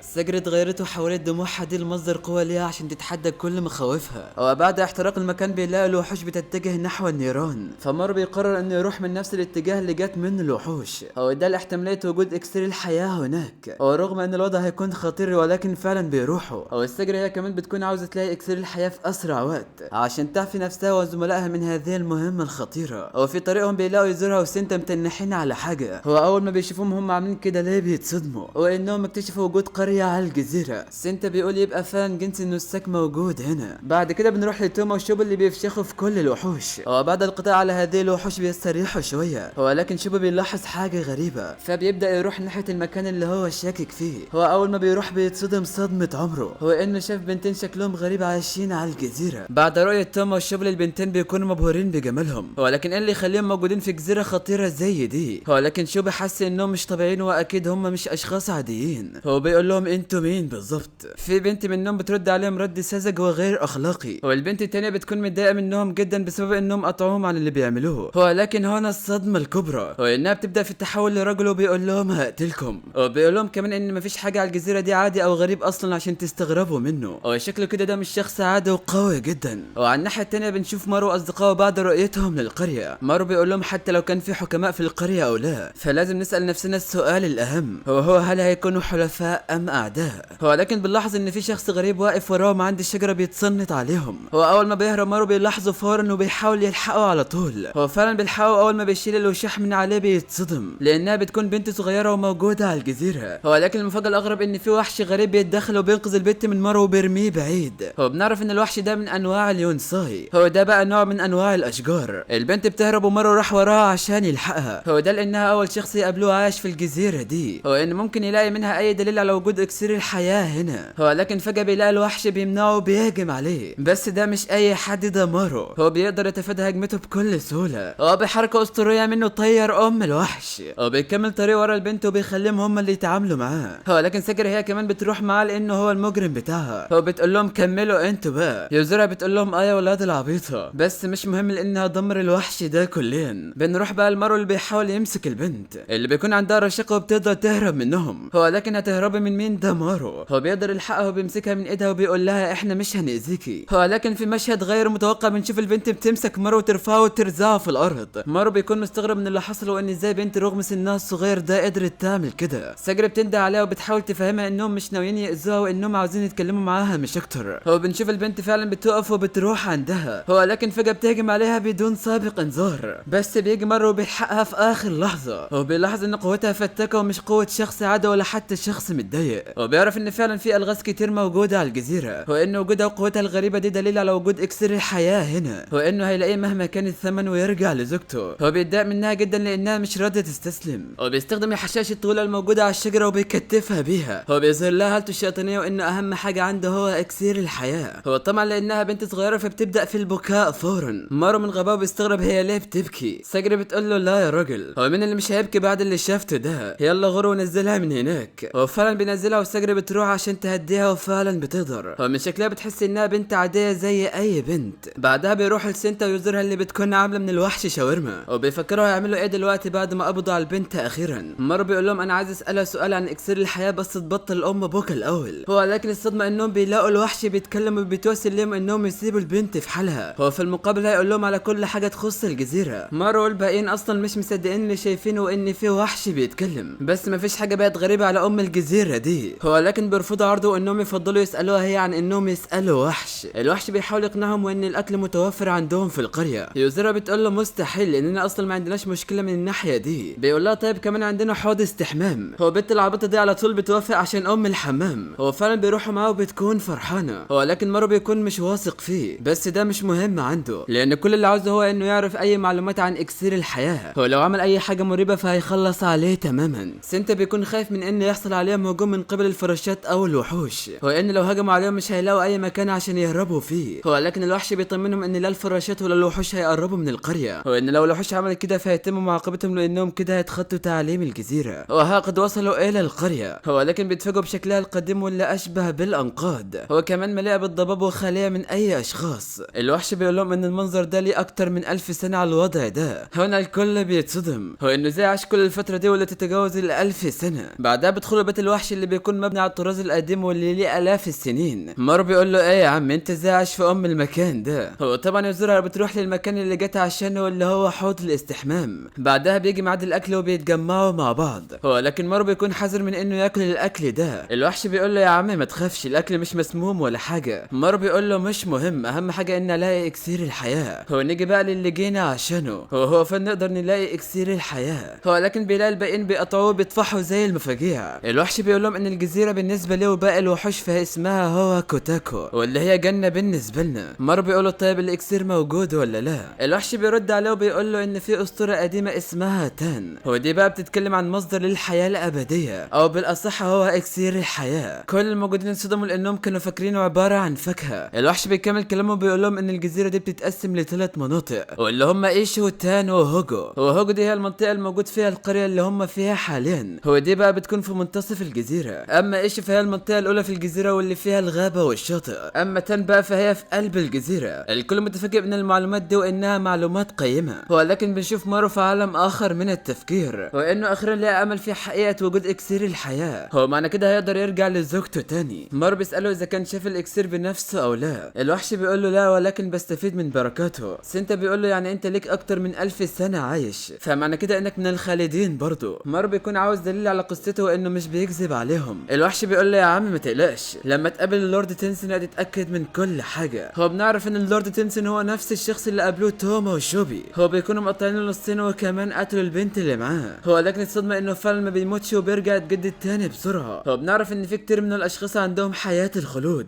هو لكن اللورد تنسن هو الاقوى فيهم وما فيش حد بيقدر يقف قدامه. شوبي بيهجم عليه بسلاحه ولكن تنسن بيمسكه بايد واحده وبيفرتكه. اذا هذه هي القوه الجباره للورد تنسن. بنروح للوحش ولسه بيكمل كلامه عن اللورد تنسن. هو بيقول لمارو يلا استعد عشان تطلب طلبك الاخير، لان اي حد حط رجله على الجزيره دي مش هيرجع منها عايش. هو بنشوف اللورد تنسن وهو قضى عليهم وماسك توما من رجليه وبيرميه داخل حفره. توما اول ما ترمى في الحفره بيلاقيها كلها عباره عن بشر متحولين لزهور. هو ده نفس اللي بيحصل مع اخوه شوبو انه بيتحول لزهور. بنرجع بقى لمارو والباقيين اللي لسه مستمرين في حديثهم. مارو بعد ما سمع القصه من الوحش فبيساله يعني كده هيموت ولا ايه؟ الوحش بيرد عليه وبيقول له ايوه طبعا بدون نقاش، هو لكن انا ما عنديش اي عداوه ضدكم. هو ان اللي هيعمل كده هو اللورد تنسن. هو ان كمان اكسير الحياه فعلا موجود وهو بيستفيد من قوته. مارو بيساله سؤال تاني، هو ان هل البنت الصغيره دي عندها نفس القوه ولا لا؟ هو لكن البنت بتصرخ على طول لان مارو الغبي وجه السيف ناحيه وشها. هو ده لانه مش بيعرف يتعامل مع الاطفال. بنروح بقى لتوما اللي بيكون محاط بجبل من الجثث المزهره، هو شكلها خلاص هي دي النهايه بالنسبه له. بعدها مارو بيروح عشان يغسل جروحه في حمام القريه. هو سجري عشان مهمتها فبتروح معاه لان سنتا رفض انه ياخد محلها في المراقبه. مارو بيقول لها مش مهم انا كده كده هغسل جراحي مش اكتر. هو بيقول لها كمان ان الثلاث مناطق اللي قال عليهم الوحش في منطقه منهم فيها اكسير الحياه، هو اللي هي منطقه تانا ولكن دي محميه من قبل التنسن. دي معلومات جديده ولكن شكلها معلومات جانبيه ومش واضحه. سجري هي كمان بتوافقوا نفس الشعور، وانها حاسه ان الوحش بيكذب عليهم ومش قادر تصدق كل كلامه بانه عايش هنا على الجزيره دي لعده قرون. هو بنعرف ان الاسم الوحش هو هوكو والبنت الصغيره اسمها ماي. بعد كده بيروح للحمام ولكن اول ما بيدخلوا بيتفاجئوا بوجود ماي في الحمام. واول ما بتشوفهم بتبكي على طول، بس مارو مش همه وراح عشان يغسل جراحه بدون اي اهتمام. هو لما سجرة بتروح عشان تهدي البنت بتلاقي ان في ندبه كبيره على جسمها. سجرة ادركت ان بشرتها وشعرها في حاله سيئه رغم وجود منتجات استحمام في الحمام. هو لان ما عندهاش لا اب ولا ام عشان يعلمها فبتقرر هي اللي تعتني بيها. سجرة بتقول لمارو انه لازم يرتاح. هو بتجيب له مرهم عشان يستخدمه. هو فعلا سجرة اعتنت بالبنت. هو خلت شعرها وبشرتها في شده اللمعان والبنت بقت بتحبها. بينما مارو بيغسل جروح بيفتكر زوجته وهي بتقول له انه لازم يرتاح وما يجهدش نفسه اكتر من كده. هو بعد ما بيخلص استحمام مارو بيقول للبنت انها مش لازم تحرج من الندبه اللي على جسمها. هو انه بيعرف واحده عندها ندبه كبيره بس ما فيش واحده تقارن معاها في الجمال. هو هنا طبعا بيتكلم على زوجته. هو بيقول لها كمان ان المظاهر مش هي كل حاجه. سجرة بتزعل من كلامه الغير معتاد. هو بتراجع نفسها وانه ممكن ما يكونش شخص سيء وممكن يتغير مع الوقت. هو لكن الكلام ده عمره ما هيحصل طول ما مارو مش هيحقق مراده وانه هينقذ زوجته مهما كان الثمن. هو بعد اللي حصل ده كله بنروح بقى لتنزا ونوراجي اللي لسه بيدوروا على طريقه يهربوا بيها من على الجزيره. هو لكن بيكونوا مش لاقيين اي فكره للهروب من هذه الجزيره الملعونه، بس كل اللي هيعملوه انهم هيحاولوا يتجنبوا القتال. هو اثناء استكمالهم في رحله الهروب بيلاقوا بنت شكلها غريب نازله لهم من السماء. هو اول ما بيشوفوها بيتصدموا ومش مصدقين ان في واحده زيها موجوده على الجزيره. هو لكن فجاه البنت بتتضايق منهم لانها لقت جثث وحوش الجزيره تم قتلهم. هو بدون سابق انذار بتهجم على تنزا بهجوم غريب. لا وكمان بتتحول لرجل وبتساله اذا كان هو اللي قتل الوحوش ولا لا. ايه يا جدعان ده دول المخنثين درجه اولى. تنزا ونوراجي اول ما شافوا هيئتها المرعبه دي عرفوا انها وحش وبداوا في الهروب على طول. هو لكن بتستخدم قوتها وبتهجم عليهم بس نوراجي بتقدر تتفاداه وبتنقذ نفسها. بس المشكله ان تنزا تصاب من الهجوم وبتروح عشان تطمن عليه. الوحش بيكون مستغرب من تحركات نوراجا رغم انها انسان، هو بيستخدم قوته تاني وبيطير تنزا وبيرزعه في الشجره. هو كمان بيهجم على نوراجا وكان خلاص هيخلص عليها، هو لكن تنزا بيتدخل في لمح البصر عشان ينقذها وبيصيبه في عينه. هو بيقول لنوراجا انها تهرب عند الاشاره، هو فعلا بيهجم عليه وتنزا بسيفه بيصيبه في عينيه الاتنين. هو بسرعه خياليه بيشلوح جسده حرفيا وبيقطع له راسه. تعاون اسطوري بين تنزا ونوراجا. هو لكن الصدمه الكبرى ان الوحش بيرجع يتجدد تاني، هو لكن بيتدخل شخصه بسيفه بيقطع راسه وبينقذ الموقف. هو بنعرف ان اللي عمل كده هو الساموراي شيون، هو ده بقى يبقى معلم تنزا، بس بيطلب منهم انهم يهربوا بسرعه. نوراجا بتقول من الشخص ده، هو بتتفاجئ ان رغم فقدانه البصر الا انه كان قادر يتحرك وسط الاشجار بسهوله. هو قادر يعمل كده من خلال الاصوات والروائح فقط، هو ده دليل على قوته، مش اي حد يقدر يعمل كده. بس هل ده هيكون كافي لمقاطعه هذا الوحش اللعين؟ بعدها بيخلوا مسافه بينهم وبين الوحش الغريب ده. هو تنزا بيطمن نوراجا ان بوجود الشخص ده هيكونوا في امان اكتر، هو لكن المعلم شين مش بيتفهم. هو بيعاتبه على انه اختار السرعه فقط في مواجهته الاخيره، هو ان المفروض كان يستهدف الرقبه او الساقين من الاول. هو بيديله ضربه تاني على دماغه، بس بيكون مطمن انه ما حصلوش حاجه وانه بخير. تنزا بيساله هو بيعمل ايه هنا لوحده، فبيرد عليه شين وبيقول له ان مهمتي انتهت، فعشان كده قررت ان خلاص ارجع للعشيره. هو لكن للاسف ما لقيتش طيار كويس عشان اهرب من خلاله. هو ده نفس اللي حصل مع تنزا ونوراجي، بس بيقول لهم ان كان في طيار واحد موجود، هو لكن كان في اصوات واشياء غريبه وغير مطمئن بالمره. تنزا قال له خلاص يلا نحاول نرجع منه احنا ثلاثه، هو اكيد مع بعض هنقدر نتخطاها. هو لكن المفاجاه ان المعلم شين بيوجه سيفه ناحيه نوراجي. هو بيطلب من تنزا يشرح هو ليه بيدافع عن مجرم، لان ده خرق رسمي للقواعد. هو ده لان المجرمه اللي كان المشرف عليها حاولت اغوائه، هو لكن خد حياتها تمن اللي عملته. هو بيقول لتنزا يلا اشرح لي ولو ما اقتنعتش بكلامك هعدمها فورا. ايه ده يا جدعان ده ما عندوش يم ارحميني. تنزا بيحاول يفهمه انها بريئه ومش مذنبه في اي حاجه. شين بيقول له بس القوانين قوانين واحنا ما الا مجرد شفرات بيتم استخدامها في عصرنا الحالي، هو ان بمساعده تنزا ليها هيخلي سمعه العشيره تبقى في الارض. هو لكن تنزا بيقول له بس انت اللي علمتني لما كنت شخص بلا اصل، هو انك كمان ما كنتش مجبر تنقذني، بس برضو انت عملت كده رغم ان ده ما كانش واجب عليك. هو بعد ما حاولت اقناع تنزا ليه بيقتنع فعلا. هو ان راجل بتبدا تعرف نفسها للمعلم شيون. هو تنزا زي اللهبل بيزعق وبيفرح وبيقول يلا بينا نهرب من الجزيره دي. هو لكن المعلم شين بيطلب منه انه يخرس، هو انهم يعملوا كده بعنايه بدون تسرع. هو ده لان الوحوش والحشرات يمكن التصدي ليها، اما الشخص اللي قتلوه من شويه فممكن يظهر في اي لحظه، هو ده فضل قوه تجدده عند القطع. تنزا بيقول حتى لو ظهر فهنعمل معاه نفس اللي عملناه وهنقضي عليه تماما. بس الصدمه الغير متوقعه ان الوحش بيكون جنبه اصلا وبيقول له لا يا راجل. تنزا من كتر الصدمه اتجمد مكانه. هو لكن المعلم شين في لمح البصر بياخدهم هما الاثنين وبيبعدهم عنه. هو لكن المفاجاه اننا بنشوف المعلم شين اتصفى رقبته بشكل مجهول. اتاري اثناء هروبه بتنزا وان راجل وحش هجم على رقبته في ثواني معدوده. الوحش بيقول له يا كنت ناوي طيارك بعيد بس مش مهم. هو تنزا اول لما شاف المنظر ده فقد صوابه وهجم على الوحش فورا. هو لكن الوحش بيقدر يتفاداه على عكس المره السابقه. تنزا بيفكر هل هيهرب ولا لا، هو لكن لا، لو عمل كده اللي معاه هيتاذوا. هو شين بيحاول يمنعه ولكن مش قادر يتكلم اصلا بسبب الجرح اللي في رقبته. هو تنزا بيطلق على الوحش هجوم ساحق بالسيف بهجمات متتاليه بسرعه لا تصدق، بس الصدمه ان الوحش بيقدر يتفادى كل الهجمات بسهوله. هو كمان تحركاته بقت مختلفه عن الاول. هو بوم الوحش بيطلق عليه طلقات شكلها غريب بتخترق جسمه في مشهد صعب جدا، وهو راكع في الارض بيفتكر لما المعلم شين حاول يعلمه رغم انه كان من غير اصل. المعلم شين بيقول له يبقى اسال السؤال بطريقه احسن من كده، بس انا عملت كده لان عامل هو انهاء حياه المجرمين، هو هيكون افضل لو ساعدت الاخرين. هو غير كده انا حاسس ان داخلك قوه عظيمه. هو بنشوف تنزا اللي راكع على الارض من شده الهجوم. هو نورجيه بتكون متضايقه جدا وبتبكي عليه بشده. تنزا حس ان كده خلاص هي دي النهايه بالنسبه له، بس لو ده اللي حصل كده الباقيين هيموتوا كمان. تنزا رغم انه بيموت الا انه لسه بيفكر فيهم. هو فجاه بنشوف تنزا بيحارب الموت وبيهجم عليه ببوكس بيكسر له وشه حرفيا. تنزا رغم انه بيموت ببطء لانه بيعمل المستحيل عشان ينقذ الاثنين دول. هو بيطلب من نورجيه انها ما تقربش ولازم يهربوا من هنا. المعلم شين بيروح عشان يتصدى للوحش. تنزا بيحاول يمنعه ولكن هو مش قادر يتكلم اصلا من شده الضرر، بس بيحاول باستماتة لدرجه ان الدم بيخرج من بقه. المعلم على طول حس بمشاعر تنزا وبدا بالتراجع فورا. هو خد نورجيه اللي رافضه انها تسيبه نهائي. المعلم بيكون متحسر على تلميذه العزيز اللي بيموت قدام عينيه. تنزا خلاص بيودعهم وضحى بحياته عشانهم. هو بيطلب من نورجيه انها تعيش وهو بيفارق الحياه. هو بيتخيل نفسه لو كان معلم ليها، هو كمان لو كانت زوجته حياته هتكون عامله ازاي. تنزا مات ولكن سيكتب له التاريخ على هذه التضحيه الاسطوريه. هو بعدها بنشوف المعلم شين ونورجيه اللي متحسرين على تنزا اللي ضحى بحياته عشانهم. هو نورجيه وهي منهاره من العياط بتسال شين هو ليه تخلى عنه رغم انه هو تلميذه. هو لكن بسبب الجرح اللي في حنجرته فهو مش قادر يتكلم اصلا، بس بيكافح وبيرد عليها. هو انهم كان لازم يعملوا كده لانها تضحيته الاخيره، عشان كده مستحيل اضيعها بالسهوله دي. هو بينهار هو كمان وبيفتكر ايامه الجميله معاه وهو متحسر عليه، هو لكن بيتوعد بقتل الوحش ده مهما كان الثمن. بعدها بنشوف مارو واصدقائه اللي بيقرروا يقضوا الليله في بيت الوحش، هو ده عشان يقدروا يكشفوا بقى الالغاز الموجوده على الجزيره. سنتا بدماغه اللي عامله زي البطاطسيه المسلوقه بيقول لهم احنا لازم نبرد رؤوسنا ونتجمع تاني. هي زيرا بتقول له عندك حق، انت مش شايفش دماغك عامله ايه يا عم انت. هو بنعرف ان سنتا حصل له كده بسبب محاوله حل الالغاز طول اليوم بدون راحه، فعشان كده بيطلبوا منه انه يرتاح. هو لكن بيشوف مارو وهو بيفكر في كلام سنتا، هو ده عن ان لسه في الغاز كتير وهيكون من الخطر التصرف قبل حلها، هو ان لو فعلا اللورد تنسن موجود لحراسه اكسير الحياه فهيكون من الغباء جدا الذهاب بدون خطه. بس الصدمه ان مارو بيكون مش مهتم بالموضوع لان ما عندهوش وقت، هو انه يروح يتعامل مع الوضع بنفسه مهما كان ايه. بعدها بنشوف مارو بعد ذهابه من القريه واللي بقى بعيد جدا عنها، هو لكن بيلاحظ ان الضباب كثيف جدا في المنطقه اللي هو فيها، فعشان كده بيقرر يعتمد على ضوء القمر والبوصله اللي سرقها من سنتا قبل ما يهرب. هو دلوقتي خلاص قرب يوصل لمنطقه هوار اللي فيها اكسير الحياه، هو لكن فجاه بينصدم بسماع اصوات غناء في المكان، هو الاصوات دي بتكون صادره من اشجار شكلها غريب، هو لكنه بيلاحظ انهم مش مؤذيين تماما، هو بيحس انهم على قرابه من هوكو، هو ده هو الوحش اللي قابلوه في القريه. هو بيفتكر كلام سنتا بانهم لازم يحلوا الالغاز قبل اي تصرف، بس بيتضايق وبيقول لا انا ما عنديش الوقت للكلام ده، حتى لو المكان ده اخطر مكان في العالم فلازم الاقي الاكسير وارجع لزوجتي. هو لكن بيكون مش عارف ازاي هيوصل لهواري اللي موجود فيها الاكسير. هو فجاه وهو سرحان من التفكير بيلاقي باب محاط بسور ضخم جدا، هو الباب ده هو اللي بيؤدي الى هواري. مارو هنج من حجم هذا الباب العملاق، هو بيقول اكيد المكان ده من صنع الانسان، هو ان لو الاكسير فعلا موجود هنا يبقى كده خلاص هيكون بين ايديه. هو لكن فجاه بيشعر بحضور مرعب من شخص خلفه. مارو اول ما بيبص وراه بيلاقيها بنت، هو دي بتكون نفس البنت اللي قتلت تنزا في الحلقه اللي فاتت. هو طبعا مارو ما يعرفش بالموضوع ده، هو بيرتعش جدا من حضورها، هو من اول لما شافها عارف على طول انها مش شخص عادي ولا حتى بانسان، هو لكن بيحاول يعدي الموضوع بشكل طبيعي. بس بنشوف البنت وهي متضايقه، هو ده لانها لسه متعامله مع اشخاص وبقت زهقانه من الموضوع، هو انها كل ما تقابل اشخاص فلازم تقبض عليهم، هو الاشخاص دول بيتم تحويلهم الى اكسير الحياه. مره بيكون في حاله صدمات متتاليه من كلامها الغير منطقي، هو فجاه يحل الصمت في المكان، هو بدون سابق انذار بيبداوا بالهجوم على بعض فورا بهجوم متفجر. البنت انبهرت من مارو ومن ردة فعل رغم انه انسان، بس مارو مش بيديها الفرصه في التفكير وبيهجم عليها على طول بضربه خارقه، هو لكن الصدمه انها مش بتتاثر بالهجوم وهي اللي بتوجه له الضربه بضربه عنيفه بتكسر له الارض. مارو بيقدر يهرب من الهجوم وبيعمل مروحيه بيكسر لها رقبتها للمره الثانيه، هو لكن المره دي مع تقنيه الانفجار وهي بتتحرق والنار بتاكل فيها. مارو بيقول لها كنت عاوز اسالك سؤال عن الاكسير بس ما كانش عندي خيار، هو لكن خيار ايه يا ابو خيار، دي بتطلع من وسط النار في مشهد مخيف، هو بتديله ضربه قويه جدا بتطيره. مارو من شده الضربه بقى غير قادر على الحراك، لو مش بس كده دي كمان بتديله ضربه برجلها بترزعه في السور، ده لدرجه ان السور اتكسر بيه من قوتها. هو بنشوفها وهي بدات في التحول لرجل، يا عم حيرتونا معاكم، يا اما تكوني بنت يا اما تكوني راجل. المهم بعد الضربه اللي بيها اخترقت السور فبيروح عشان يشوفه، هو لكن بتصدم اول لما شاف انه ما تاثرش نهائي وانه مستحيل بشر يقدر يتحمل ضربه زي دي. مره لما شاف قوته المهوله قال له اكيد انت هو اللورد تنسن. هو يشتد القتال مره اخرى بينهما، هو من قوه الوحش بيتم اختراق السور، هو بيستمر القتال بينهم والوحش بيدي ركله لمارو بيفشخه. مارو بيحاول يرد له الضربه ولكن الوحش بيتفاداها، هو بيقول له انت عنيد بشكل كبير، هو رغم ان قابلت اشخاص اقوياء ولكن ما شفتش ولا واحد فيهم بقوتك، هو لكن مارو بيكون مش مهتم بكلامه، هو كل اللي بيسال عنه هو الاكسير فين بالظبط. هو بيهجم عليه بقوه اكبر وبيشلوح له نص وشه، هو لكن بيرجع يتجدد تاني بسرعه. مارو عارف ان الضربات ملهاش اي قيمه قصاد قوه تجدده السريعه، هو انه لازم يلاقي اي استراتيجيه عشان يقدر ياثر عليه على الاقل. هو بيديله ضربه لولبيه ساحقه في رقبته خلاه مش نافع تاني، هو بالفعل المره دي الضربه بتاثر فيه بشكل كبير لدرجه انه بيسعل الدم. مارو عرف ان ردة فعله بقت مختلفه واضعف من الاول، هو لكن ازاي الضربه دي اثرت عليه، لا وكمان من شده وقوه الضربه بيرجع يبقى بنت من تاني. هو بنشوف الوحش بيتضايق وبيبدا في عمل حركات لتقنيه غريبه بايديه، لا والاغرب من كده ان عينيه بتتحول للون الاسود. هو بيقول له انت كده خلاص جبت اخرك معايا، هو موتك هيكون على ايدي. مارو بيكون مش فاهم هو بيعمل ايه ولا ايه الهدف من اللي بيعمله، هو لكن بيتفاجئ بهجوم مجهول بيفشخه حرفيا، هو بيخليه يركع في الارض، هو ده نفس الهجوم اللي استخدمه ضد تنزا واللي بيقدر يقتله. مارو مصدوم ومش فاهم ايه اللي حصل اصلا، هو الوحش بيطلق عليه هجمات متتاليه من نفس الهجوم ومش رحمه نهائي. مارو بيكون مش عارف يعمل ايه ولا حتى ازاي يراوغ الهجمات اللي هو اصلا مش شايفها، هو لكن كل ده مش مهم بالنسبه له، هو بيقاوم وبيقدر يهجم عليه، هو بيديله لكمه قويه في وشه، هو انه هيعمل المستحيل عشان يرجع لزوجته حتى لو هيتقطع لمليون حته. ساعتها. مارو خلاص مش شايف قدامه وبيفشخه حرفيا. هو رغم سرعة تجدده الا ان مارو قادر على مواكبته وشغال في تفشيخه ومش رحمه نهائي. الوحش هو بيتمسح بيه الارض بيكون مصدوم من قوة مارو الغير ادمية. هو ازاي بشري قادر يعمل كل ده؟ مارو بيختم الهجمة وبيفرتك له دماغه نصين في الارض. هو مش همه اي حاجة نهائي غير انه بيسأله عن اكسير الحياة. هو لكن الصدمة اننا بنشوف الوحش بيبتسم ابتسامة شيطانية. هو بيخرج من جسده زهور كتير جدا. هو فجأة بنلاقيه تحول الى وحش عملاق. هو شكله كده قوته جبارة. مارو انصدم صدمة عمره اول لما شاف المنظر اللي قدامه ده. هو لكن بيحاول يحافظ على تركيزه لان ده مش اول وحش يتعامل معاه. هو انه لازم يلاقي اي طريقة عشان يتصدى ليه. هو بدون سابق انذار الوحش بيطلق عليه هجوم من الجحيم لدرجة ان مارو بدأ يهلوس. هو فكر نفسه في كابوس مش بينتهي. هو فجأة بيفوق بس بيلاقي نفسه في البيت مع زوجته. مارو بيكون مش فاهم اي حاجة ولا ايه اللي جابه هنا اصلا. زوجته بترد عليه وبتقول له يمكن كنت بتحلم بكابوس. مارو اول لما شافها ارتاح نفسيا وحكى لها على كل حاجة حصلت معاه. هو قد هو كان بيعاني في المهمة. زوجته بتحاول تهديه عشان ما يحلمش بكوابيس تاني. مارو بيبتسم لها وعارف ان كل اللي بيحصل ده مش حقيقي او حتى لو كان مجرد حلم، بس بيكون مبسوط انه يتكلم معاها حتى لو لثانية واحدة. هو بيبدأ يفوق من الحلم ولكن بنصدم بمشهد مروع. هو بنشوف الوحش ماسكه وخلاص هيخلص عليه تماما. هو فعلا الدم يتطاير في كل مكان. هو لكن الصدمة الاكبر ان الدم ده بيخرج من الوحش من قبل مارو بشكل غريب. مارو اصبح في حالة اللا شعور بالنفس. هو بيفتكر كلام رئيس القرية واللي هو معلمه. هو انه لو كنت في لحظاتك الاخيرة فلازم تطلق على عدوك الهجوم اللا شعوريا وتقتله. مارو حرفيا بيجنه جنون وبقى مش شايف قدامه نهائي لدرجة ان جسده كله بيتقطع من قوة هذه التقنية الجبارة. هو بيطلق عليه اخر ما تبقى له من قوة. هو لكن للاسف جسده لم يعد يتحمل وبيقع في الارض وهو بيتاسف لزوجته على فشله. هو لكن المفاجأة اننا بنشوف الطفلة مي بتكون موجودة في نفس المكان. هو انها بتطمن على مارو وبتشيله. هو بتبدا تستخدم رجلها في ركل الارض بقوة خارقة. هو بشكل غير متوقع بتفرتك الارض وبتطير الوحش بهجوم ساحق وبتكسر به الارض. يا الهي ما هذه القوة الجبارة والتي لا تصدق. مارو اللي اطلق العنان لكل قوته ولكن ما قدرش يهزه حتى. هي بضربة واحدة بس هزمته وطيرته لحياة البرزخ. الوحش من شدة الضربة بيرجع لشكله الطبيعي من تاني. هو لكن بنكتشف انه بيكون على معرفة بها. هو بيقول لها انت قصدك ايه باللي عملتيه ده؟ بعد كده بنروح لساجر وسنتا اللي بتأسف لها على هروب مارو رغم انه كان موجود معاه وحتى انه راح عشان يبحث عنه ولكن ما قدرش يكمل بحث بسبب كثافة الضباب الشديدة جدا. ساجر بتقول لهم خلاص بما ان مارو راح لهوراي فيلا بينا ندور عليه حالا. هو بالفعل كلهم بيروحوا عشان يدوروا عليه. هو اثناء سيرانهم للبحث عن مارو يزورها بتطلب من هوكو انه يحكي لها عن التنسن. هو بالفعل الوحش هوكو بيبدا يحكي لهم عن التنسن وان هم 7 نساك. هو اثناء كلامه عنهم بينتقل بنا المشهد عليهم مباشرة. هو كل واحد فيهم بيتكلم عن الشكل اللي بيفضلوا انه يكون على هيئة رجل او امرأة. هو لكن فجأة بيدخل عليهم واحد وشكله كده ذو منصب عالي بينهم. هو بيبداوا يعدوا في الشخص اللي قاتل مارو. هو ده بسبب انه عانوا اثناء قتاله مع مجرد بشري. هو بنشوف شكله بقى اشبه بكبار السن. هو ده نتيجة لتحول الوحش العملاق او ما يطلق عليه بالكيشيكاي. هو كمان الشخص ده بيسأل الشخص اللي واجه توما وشوبي انه عمل ايه معاهم. بيرد عليه انه رماهم في الحفرة وانه اكيد ماتوا فيها لا محالة. هو لكن المفاجأة اننا بنشوف شوبي وتوما بيخرجوا من الحفرة بعد معاناة. هو انهم قدروا يواجهوا الموت حتى بعد مواجهة احد التنسن. هو بنشوف كمان المعلم شين وهو بيعلم نوراجي. هو ده الانتقام من التنسن اللي قتل تنزا. هو نفس الشخص بيسأل الشخص اللي واجه مارو اذا كان قتله او لا. هو لكن بيكذب عليه وبيقول له انه قتله. بعد كده بنشوفهم بيحتفلوا بمشروبه واللي هو اكسير الحياة. هو بنشوف كمان الشخص اللي واجه مارو بيتحول لشكله الطبيعي من تاني. هو بنرجع لهوكو وهو بيكمل كلامه عنهم. هو بنعرف منه اسم كل واحد فيهم. هو اللي بيكون اساميهم هم فوجين وتايتو وفوكو وتايسي. هو كمان كينجن ومونجو واخيرا تايكون. هو دول بقى حكام الجزيرة ال7 بس بيكون معتقد ان اللي بيقوله ده مجرد خرافات.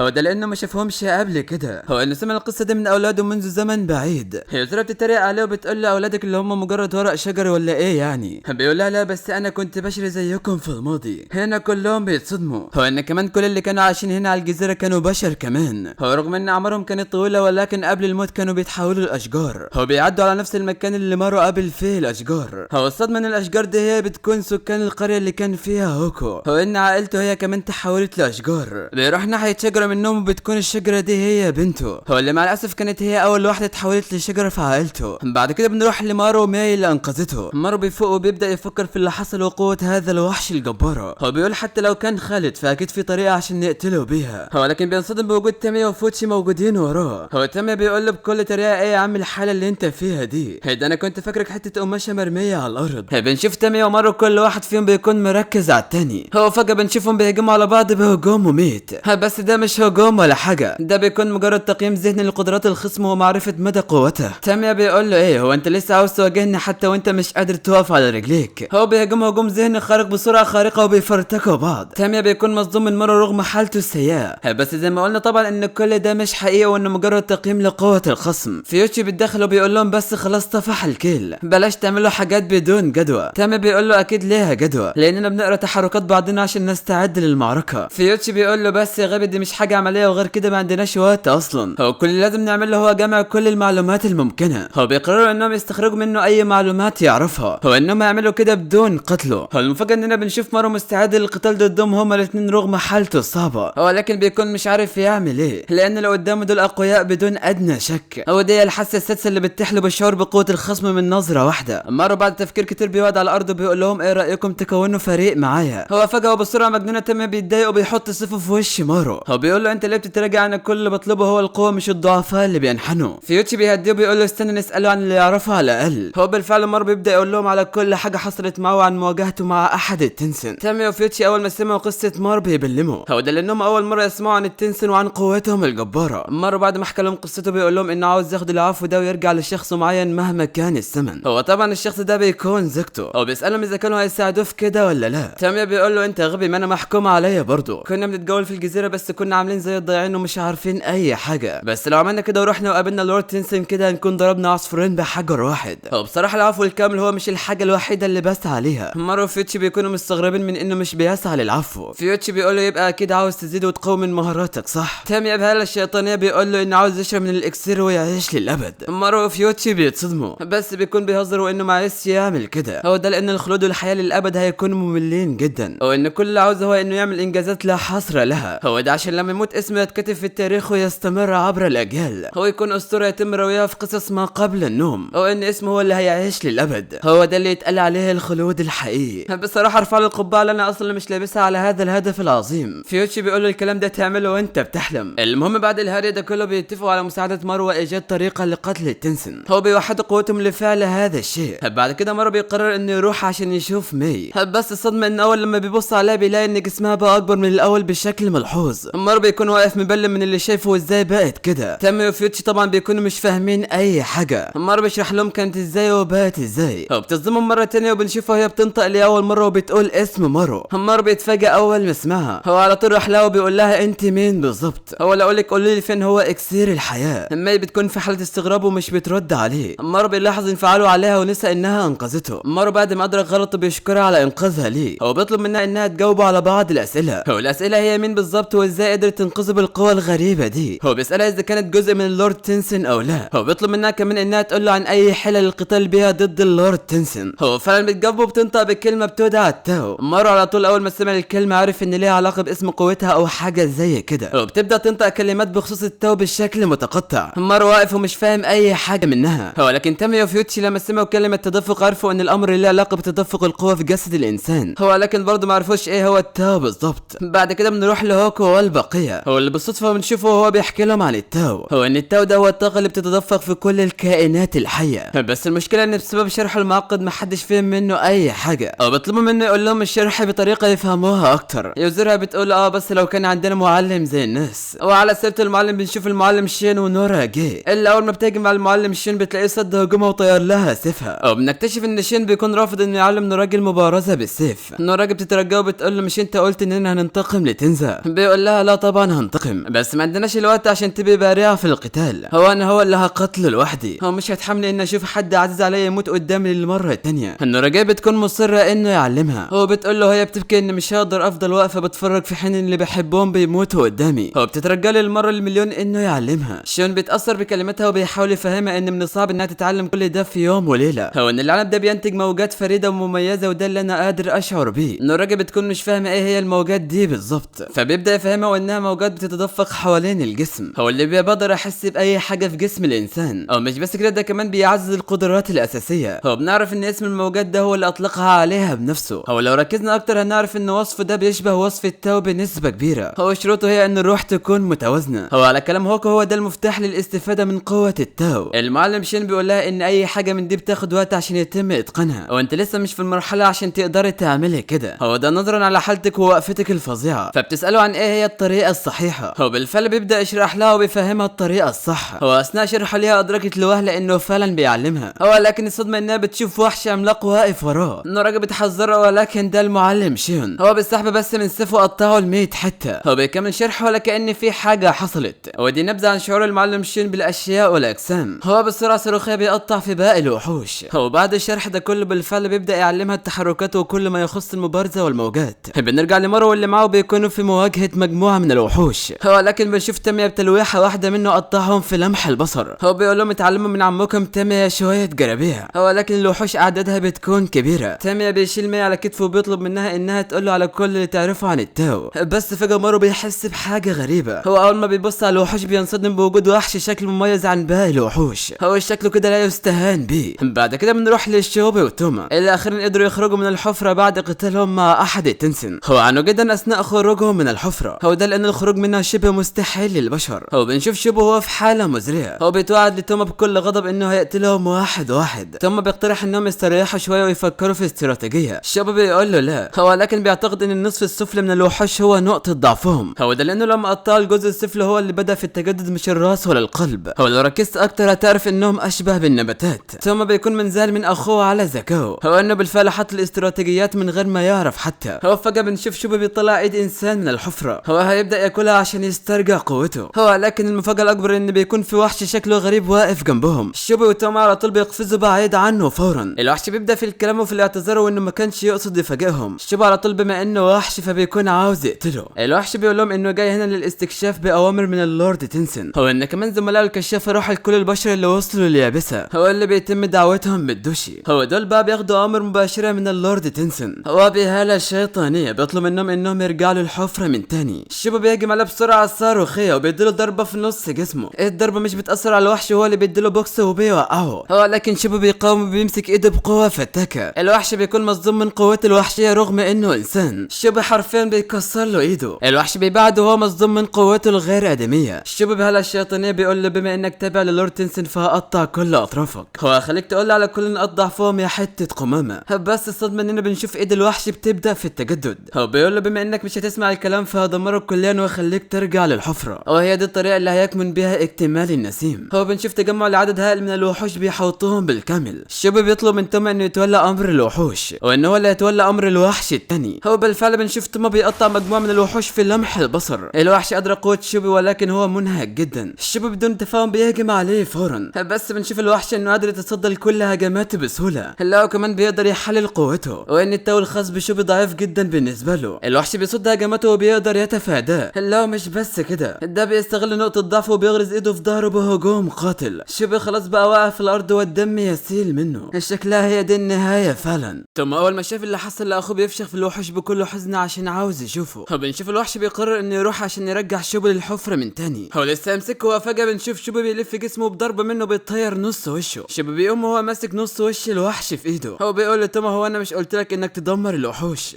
توما اصلا بيكون مهنج مكانه مصدوم من اللي حصل. هو بيقول له ايوه قلت لي، في حين ان الوحش هو كمان مصدوم. وازاي ده حصل؟ هي حنجرته جسمه اتجدده ولا ايه؟ بس ازاي ده انسان عادي واكيد مش متقن للتو. هو بنشوف ان النباتات محاوطه رقبه شوبي بشكل غريب. هو ده حصل لما كان داخل الحفره. هو بيقول للوحش في الاول حسيت بهاله غريبه جايه منك. هي ايه دي بالظبط؟ هي الوحش هنا هيتجنن اكتر لان الهاله اللي بيتكلم عليها دي بتكون التو. هو ان مفيش انسان عادي يقدر يشعر بيه بسهوله. هو اول ما بيبص على التو الخاص بيه بيلاقي انه زاد بشكل ملحوظ. هو بيشعر انه خطير وتهديد كبير للورد تنسن، فبيستخدم عليه قوه التو الغير مرئيه وبيطلقها عليه وبيشلوحه. الشوبي بيتاثر من الهجوم وبيقع وهو مش شايف حاجه. هو الوحش بيهجم عليه وبيمسك ايديه الاثنين وبيكسرهم له. بس بننصدم من انه شوبي قادر انه يجدد ايديه وفي لمح البصر. الوحش في حاله صدمات متتاليه وبيلاحظ ان التو الخاص بيه في ازدياد مستمر. هو انه كده بقى اكتر من انه يكون انسان. بس ازاي ده حصل؟ بس اكيد ده مش غريب على ملك التكيف شوبي رغم التحول ده في جسمه بس بيكون متقبل اللي حصل. الوحش بيقول له انت مش قلقان انك تفقد انسانيتك؟ شوبي بيرد عليه ويقول له لا، بس في حاجه مش بتتغير وده كافي بالنسبه لي. الوحش بيقول له يبقى الاحساس بذاتك. شوبي بيقول له غلط وبيفتكر طفولته لما كان هو واخوه توما. هو قبل مجموعه من الاشخاص وكانوا عاوزين يؤذوهم. هو ده لان التربيه الفاخره والاناقه واضحه عليهم، او بيقرروا انهم يبداوا بتوما بما انه الاصغر. بس فجاه بنشوف المجنون شوبي بيمسك السكينه وبيعور نفسه ويجرح عينه. هو بيقول لهم ايه لسه شايفينه مناسب يا شويه قمامه؟ هو انا بنعرف سبب العلامه اللي على عين شوبي. هو بنعرف كمان السبب اللي كان قصده شوبي هو جمال النفس. شوبي بيهجم على الوحش بسرعه وقوه خارقه. هو بيضرب الوحش في نص بطنه. هو فجاه بنشوف الوحش فعلا بيتاثر بالضربه وبيجيب دم. تنسن. هو بالفعل زي ما شوبي كان متوقع وان نقطة ضعفهم هي السرعة. الوحش هيتجنن هو ايه اللي بيحصل مع البني ادم ده، ازاي قوته بتزيد بالشكل الغريب ده. هو بيطلق عليه ضربة التاو الغير مرئية وبتاخد الشوبي وبتدمر اللي وراه. هو بالفعل شوبي بقى قادر يشوف الهجمات الخاصة بالتاو. هو على الناحية التانية بنشوف توما خلص على كل الوحوش. الوحش لسه هيستخدم قوة التاو بيلاقي الشوبي فشخ له ايده في لمح البصر. الوحش هيموت من الرعب ومن قوة شوبي. شوبي خلاص بقى عارف قدرة التاو بتتفاعل ازاي. هو بيجرب انه يستخدمها وبالفعل قدر يفعلها وبيدمر بيها الوحش حرفيا. هو بهالة الشيطانية بيقول له يلا عشان اقتلك واخلص منك نهائي. شوبي حرفيا اكبر شيطان في الانمي ده بعماله المريبة دي. شوبي بيكون عارف انه لسه عايش وده لانه بيشعر بالتاو الخاص بيه وانه كده عاوز يعرف اجابات منه عن مكان اللورد تنسن. ثم بيحس ان اخوه بقى شخص تاني. هو بيلاحظ ان الندبات اللي في جسمه بدأت في الانتشار. هو بنروح لمارو والبقية اللي بيقتلوا الوحوش. وبنشوف تامي وهو بيدمر في الوحوش بقوته المرعبة. هو كمان مارو اللي بيفرتك في الوحوش بسرعة كبيرة. حتى فيوتشي بيكون بيشرح في الوحوش. ولما مارو بيسأله هو بيعمل ايه فبنعرف منه انه بيحلل تركيب اجساد الوحوش. وبالرغم انهم مختلفين شوية في الشكل عن البشر لان تركيب اجسادها بيشبه تركيب اجساد البشر بنسبة كبيرة وان نفس المنطق ده بينطبق على مي. لسه مش عارفين هل هي انسانة ولا ايه بالظبط. مارو بالفعل ادرك ده اثناء انقاذها ليه. هو ان مفيش انسان عادي يقدر يعمل كده. هو اول ما بيبص لها بتلاقيها بتبكي على طول. مارو الغبي للمرة الرابعة بيخليها تبكي بس هي فعلا من جواها مجرد طفلة.